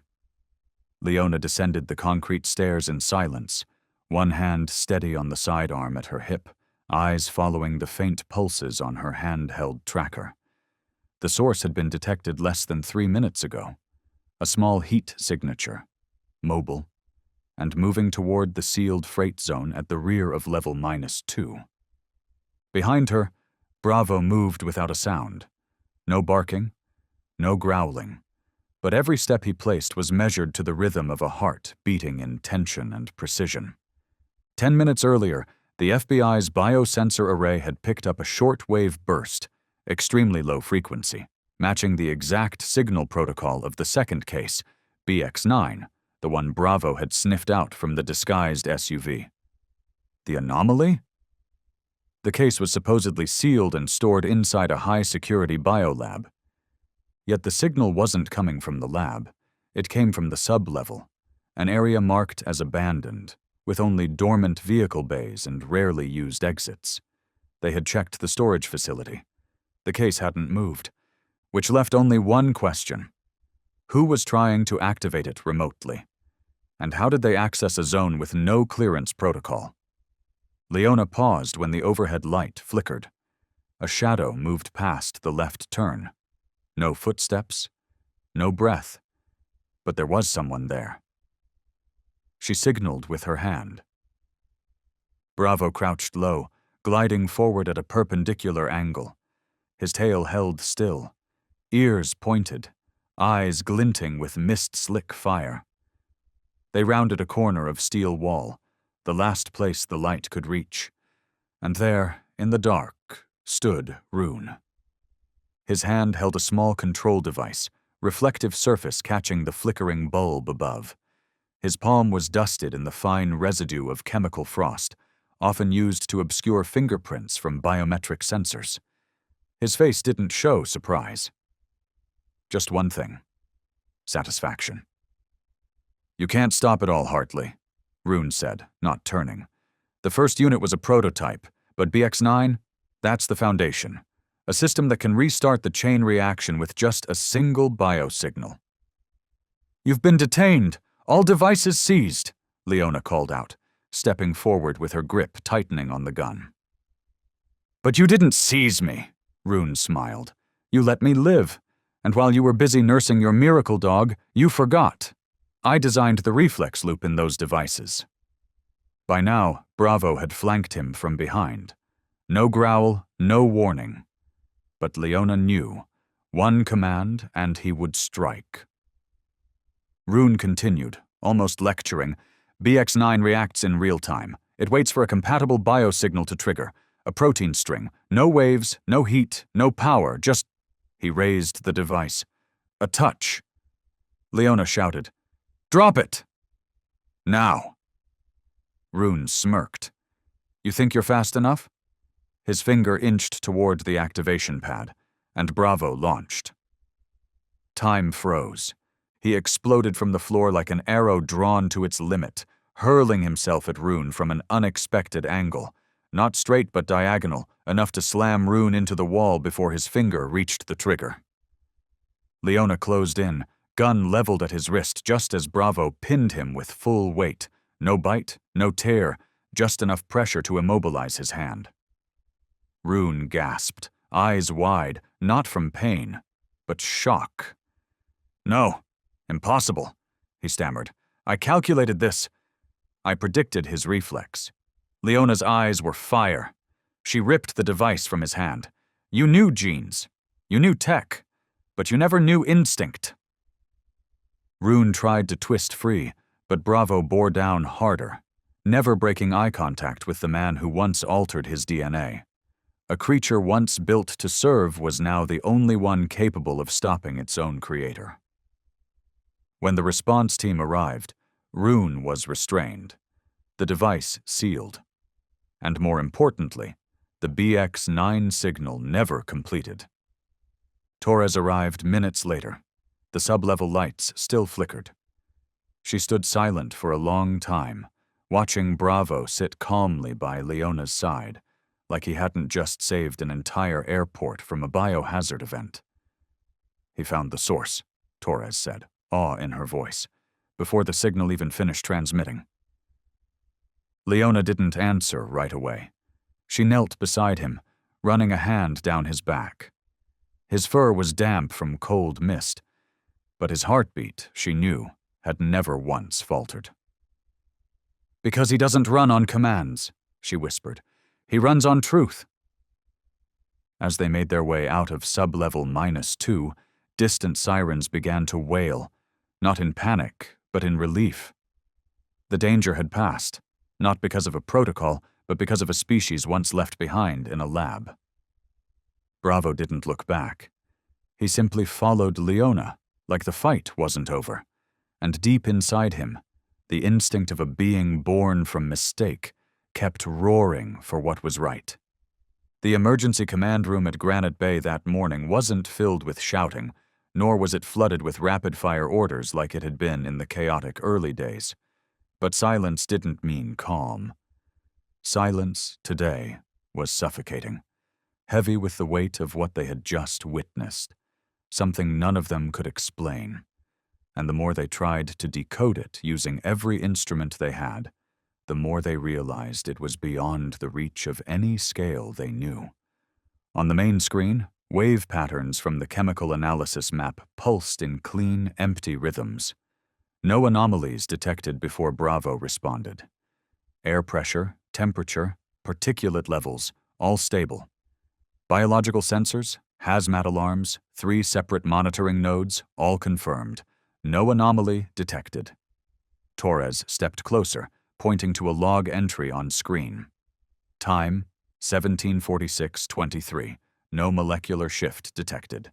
Time, 17:46:24. K9 unit emitted deep pressure bark. Time, 17:46:26. Air sensor registered trace thermal drift. Time, 17:46:29. Device began initializing. Her voice cut through the quiet. Bravo reacted before the reaction began. In the biocontainment lab, the hazmat team worked fast, dissecting the internal core of the BX-9 unit, the very device Rune had tried to activate in sub-level -2. On the outside, it was coated with synthetic carbon alloy. But the interior? Lined with a self-masking polymer, a compound capable of reshaping its molecular footprint to hide from every form of mass spectrometry in use today. What truly stunned the team was the core itself. A biochemical trigger matrix capable of slow molecular decomposition via thermal diffusion. No detonation, no gas. Just silent unraveling, starting from changes neither the eye nor machine could detect. Leona sat across from Torres, eyes locked on the report. So not a single biosensor caught it. "They were working," Torres said, "but the device was built to stay just beneath the line. No radiation, no emission. It doesn't announce itself. It begins where no one's looking." Leona gripped the paper tightly. Except Bravo. Dr. Rajesh Noorani, a CDC bioresponse analyst, tapped across the interface. A 3D model lit up. standard canine olfactory pathways, neural links, processing hubs. Next to it, Bravo's scan, archived from his recovery file. In most dogs, Nurani explained, olfactory transmission routes center around the anterior brainstem. But in Bravo, there's a secondary layer, a biological radar, able to process micro-environmental changes at a reflexive level. He pointed to a faint dot pulsing on the scan. Bravo doesn't just smell, he senses, a kind of biochemical intuition. No synthetic system can replicate this reflex, Nurani added. It doesn't come from programming. It's born, or maybe reawakened, from survival pushed beyond the edge. Leona said nothing. Bravo hadn't learned this in any training course. He'd learned it in the lab that tried to break him. And from that day on, he never forgot the feeling, when something wrong begins creeping into the world. The meeting adjourned with the kind of silence that doesn't settle. It lingers. An older security officer finally snapped, "So we let a multi-million-dollar system sit silent while a dog sniffed out what our top-tier bioradar couldn't even detect?" No one answered. Because they all knew it wasn't rage, it was the truth. So stark no one wanted to say it aloud. Bravo had sensed what didn't belong, not by command, not by luck, but through biological memory, fear, instinct, survival, and loyalty. That night, in a quiet recovery room, Leona sat with Bravo by her side. His head rested on her leg, breathing slow and steady, eyes half closed. "You knew," she whispered. "Before we saw anything. You didn't wait for confirmation. You didn't wait for permission. You walked straight into it. You knew what we couldn't even prove existed." Bravo didn't move, but he laid a paw gently on her wrist. A small gesture, but one she understood more than any word. He hadn't done it to be seen. He'd done it because it was the right thing to do. In all her years of service, from a private in Kandahar to chief K9 officer at Granite Bay, Leona Hartley had never been in a meeting room quite like this. No nameplates, no attendance sheet, no logos on the wall. Just a fogged glass room in the sub-level of an unnamed facility, nearly 9 miles from any official government building. So far off-grid, not even Google Maps could pin its structure with certainty. Bravo lay quietly at her feet, his head resting on her combat boot. He wasn't anxious, he wasn't curious, but his ears remained alert, his eyes scanning the mirrored walls, as if every two-way pane held a breath he hadn't been cleared to inhale. A man stepped in. Black coat, unmarked badge. Only a faint silver imprint over his chest. DH, Counter Bio Division. "Miss Hartley," he began, "I'm Chief Agent Elias Shore. I'll get straight to the point." Leona didn't speak. She nodded, her usual reply. Shore placed a world map on the table. Red dots scattered across 7 countries, from Northern Europe to East Africa. Alongside it, a list, 15 shipments, 11 untouched due to diplomatic seals. 3 vanished after arriving at transfer depots. 1-BX9- was intercepted at Granite Bay. "We believe Bravo didn't just stop an attack," Shore continued.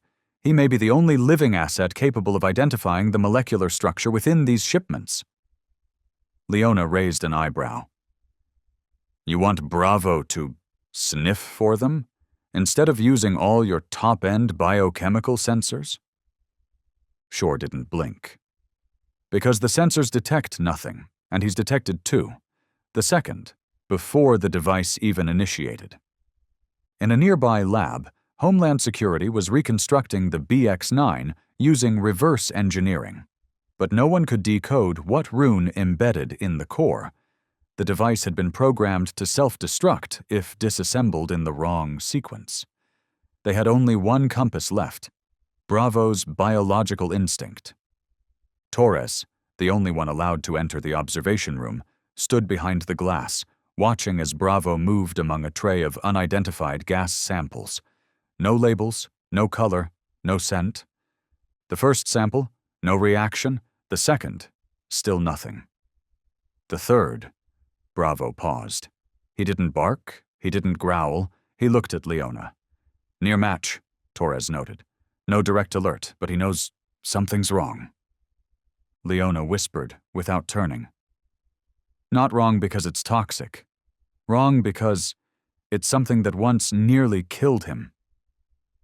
She remembered Bravo's eyes the day they first met at the K9 Recovery Center. No rage, no fear, just a deep wariness of the very air around him. They continued testing.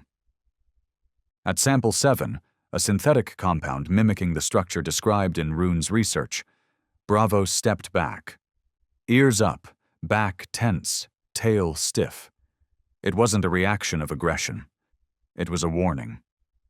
Later, in a secure briefing room, Shore laid a printed document before Leona. Directive Proposal. K9 Unit Bravo, the only biological entity proven capable of detecting BX protocol compounds, is hereby designated primary olfactory asset for Operation Vanguard. Route: France, Belgium, Kenya, Turkey, Sweden. Leona's voice was quiet but sharp. You're telling me you want to send a creature that was once experimented on to track down the very thing that nearly killed him? Shore's response was unshaken. No one chose Bravo, but Bravo is the only one who survived, and the only one who can lead. That night, in a quiet prep room at a classified military airfield, Leona sat beside Bravo. Her hand rested gently on the collar of his new, lightweight armor. For the first time in years, his old leash had been replaced, not because it had broken, but because Bravo was no longer just a K9 unit. He was evidence, a living map, a reminder that survival isn't always an escape. It's sometimes a compass for what needs to be exposed. You weren't chosen, she whispered, but you were trusted. And this time, I'm not letting anyone send you alone. Bravo rested his head on her hand. Light. Certain.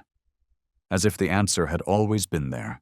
The transport yard behind the Narbonne International Freight Terminal, nestled between the borders of France and Spain, was soaked in cold white light from the overhead flood lamps. Shipping containers stacked like silent towers, industrial gas canisters, deep freeze storage units. Together they formed a maze of metal where the wind whispered through steel slats in no particular rhythm. The Vanguard team had set up temporary camp after 2 days of continuous searches, with nothing to show for it. Shipment 12, allegedly tied to the Loki protocol, had no trace in the records. All biosensors returned negative. Commander Meyer had begun considering a withdrawal. Only Bravo hadn't stopped. He didn't bark. He didn't seem excited, and he didn't show any of the standard detection behaviors. No response patterns typical for explosives, toxins, or chemical agents. But since sunrise, he kept circling one area, Bay B-17, where sealed medical-grade gas cylinders were stored. He's reacting to something? Meyer asked. Leona stood beside him, fingers gently resting on Bravo's lead. No, she said, eyes locked on the dog. He's not reacting, he's scanning, and waiting for something more certain. At exactly 11:43 p.m., just as the tech team prepared to seal the final container, Bravo growled. It wasn't a trained warning bark. It wasn't instinctual fear. It was a deep, guttural sound that seemed to rise from his chest. A sound Leona hadn't heard since the day she first met him, during a simulated chemical breach long ago.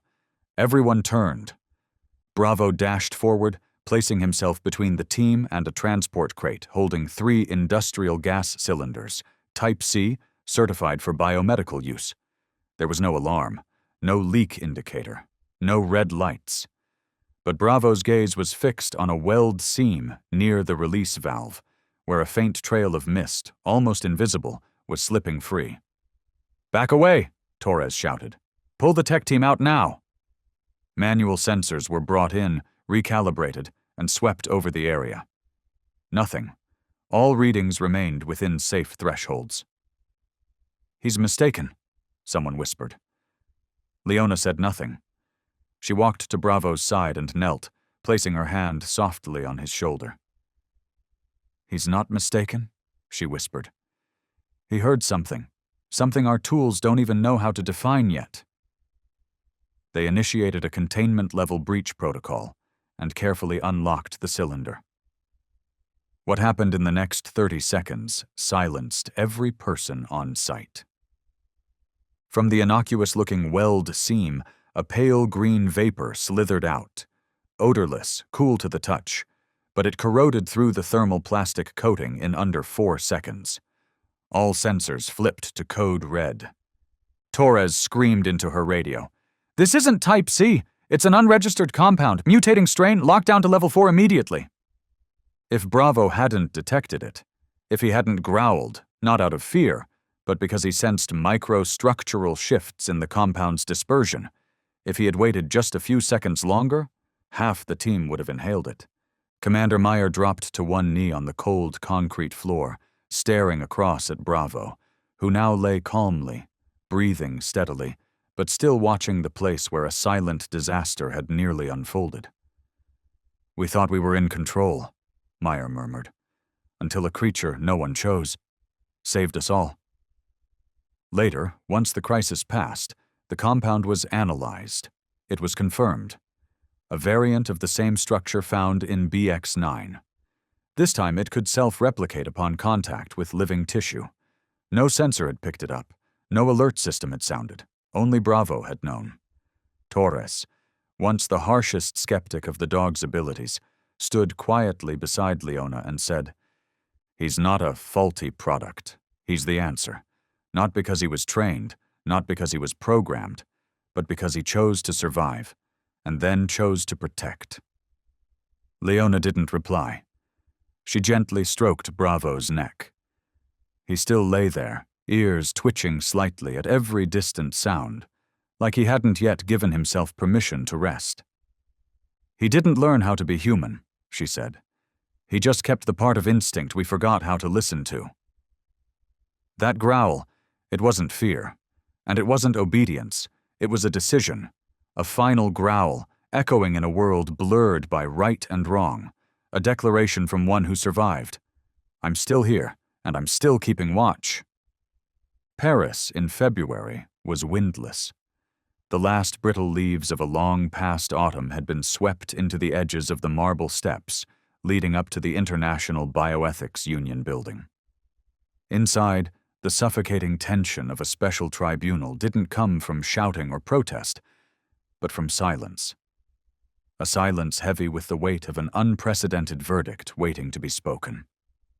Rune, the scientist once hailed as the pioneer of applied molecular biology, now sat behind bulletproof glass, his face pale, not out of fear, but because he couldn't accept the reality of being defeated by the very flawed product he had created. Beside him lay a thick dossier, its cover marked in red. Loki Protocol terminated, non-redeployable. Across the ocean, more than 6,000 miles away in Granite Bay, Bravo sat quietly on the grass outside the K9 Division building. A new leash hung around his neck. A medal shimmered softly beneath the sun. There was no ceremony, no red carpet. Only the team who once worked beside him, some of whom had doubted, misunderstood, or believed that a dog's role was to obey, not to choose. Leona stepped forward, her uniform neatly pressed, and in her hands was no weapon, but a framed photograph. Bravo standing before the Narbonne warehouse, staring into the lens as if he knew what was coming. Beneath the frame, a single line. He didn't warn. He acted. He didn't follow. He led. Officer Meyer read the commendation. His voice was raspy but steady. With precision beyond any machine, with survival instincts stronger than any sensor, and with loyalty that came not from training, but from choice, Bravo, you are not just K9. You are our comrade. The applause began as a ripple, hesitant, then building, not to congratulate, but to acknowledge. Bravo didn't bark. He turned his head toward Leona. Just a glance. Present. Aware. Later, a press conference was held by the K9 Ethics Oversight Committee. The question: should enhancement programs for service dogs continue? Bravo's existence triggered a wave of reopened files. Projects once shelved over ethical concerns were unearthed again. Several humanitarian organizations submitted petitions to the United Nations, demanding an end to the use of living creatures as tools in endless experiments. The world could no longer pretend this was isolated, because now there was a living being, still active, who stood as proof of everything no one had dared to believe. From Homeland Security came an official letter to Leona. We request your acceptance of the Strategic Training Commander role for the High-Level Bio-Response Unit, joint operations with NATO, WHO, and global health agencies. The offer included a generous salary, a residence in D.C., and full autonomy in building her team. Leona folded the letter. She walked out to the yard, where Bravo lay, head resting on the cool training stone, the same one where so many unknown shifts had begun. She sat beside him. The wind stirred the hem of her coat. The air smelled only of sun and earth, no longer tainted, no longer uncertain. Safe. Clean. We've come a long way, she said, eyes fixed on the light stretching across the lawn. Bravo remained still, but his ear lifted slightly at the sound of her voice. And now they want me to move on, but not with you. They want me to pick teams, strategies, tools, but they forgot. I already chose. She picked up a pen and signed at the bottom of the letter.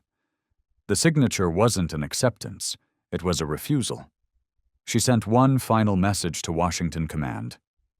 Thank you for the offer, but I'm not relocating. I won't leave the place that's become home, and I won't let Bravo become international property. We don't serve politics, we remain to keep watch. Bravo, as if hearing every word, rose. He leaned his shoulder gently into her side. No leash needed, no command required, just presence and the quiet vow to stay and to continue. Early morning at Granite Bay Airport. The glass facade of the terminal caught the first rays of March sunlight, not as harsh as the days of thawing ice, yet not warm enough to unbutton a collar. Life had returned to its usual rhythm.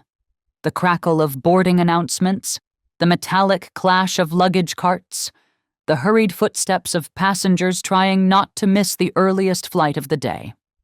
Leona stood at the edge of the inspection zone, once the scene of Rune's arrest, once the place where Bravo stood between instinct and impossible choice. Today there were no sirens, no tactical teams, no one following his lead. Only Bravo, walking quietly by her side, the silver medal around his neck catching the light but never drawing attention. He didn't need praise. Because for Bravo, silence was also a form of presence. They ended the morning patrol with a final pass through the International Arrivals Hall. A flight had just landed from Seoul. A small family was gathering their luggage near the southern row of benches.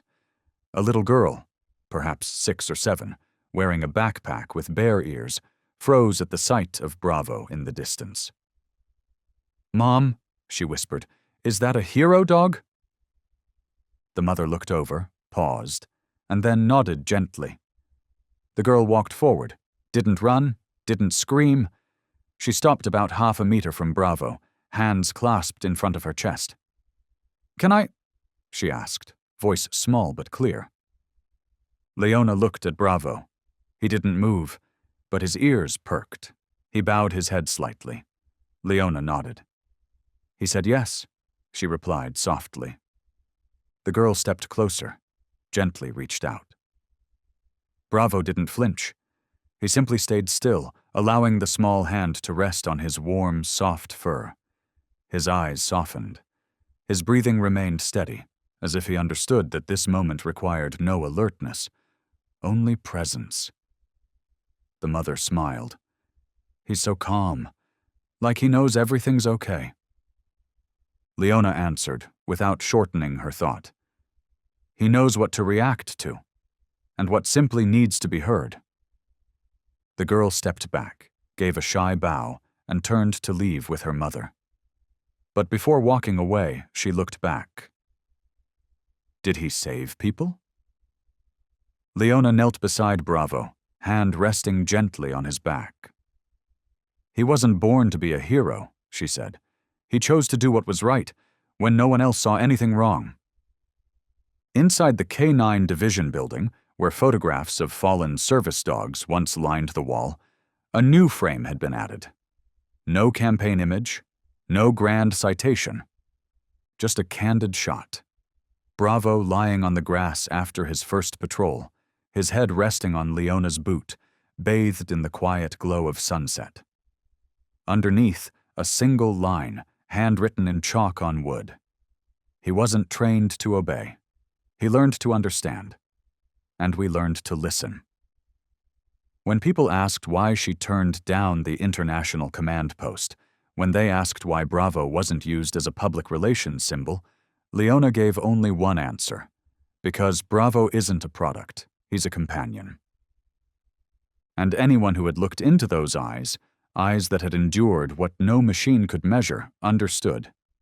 Sometimes, the right thing doesn't come from those who speak the loudest. Sometimes, it comes from a creature who chooses to stay, not for glory, but because they believe someone needs them there. Bravo was no superhero. He didn't count how many lives he saved. He didn't understand the value of medals or applause. What he did, from the first moment he stood before danger to the last time he led the team out of that toxic chamber, came not from orders, but from connection. A being once labeled a biological error, once strapped to a table for what his nose could detect, had quietly chosen to stand at the threshold between life and death, not as a tool, but as a bridge between human and the unseen. German Shepherds like Bravo are not just intelligent, loyal, or brave. They are startlingly sensitive. They don't need to understand ethics to act with profound humanity. They may not know the word justice, but they embody it, simply because they love their person. Through Bravo, we don't just witness the strength of a breed. We witness the dignity of choice, the depth of trust, and the kind of love that never needs to be spoken. And if there's anything worth remembering after all this, perhaps it is this. They don't speak, but they still choose to stand in a noisy, chaotic world just to protect us in silence. So love animals, not because they obey, but because sometimes they save us from the part of ourselves we forgot how to feel.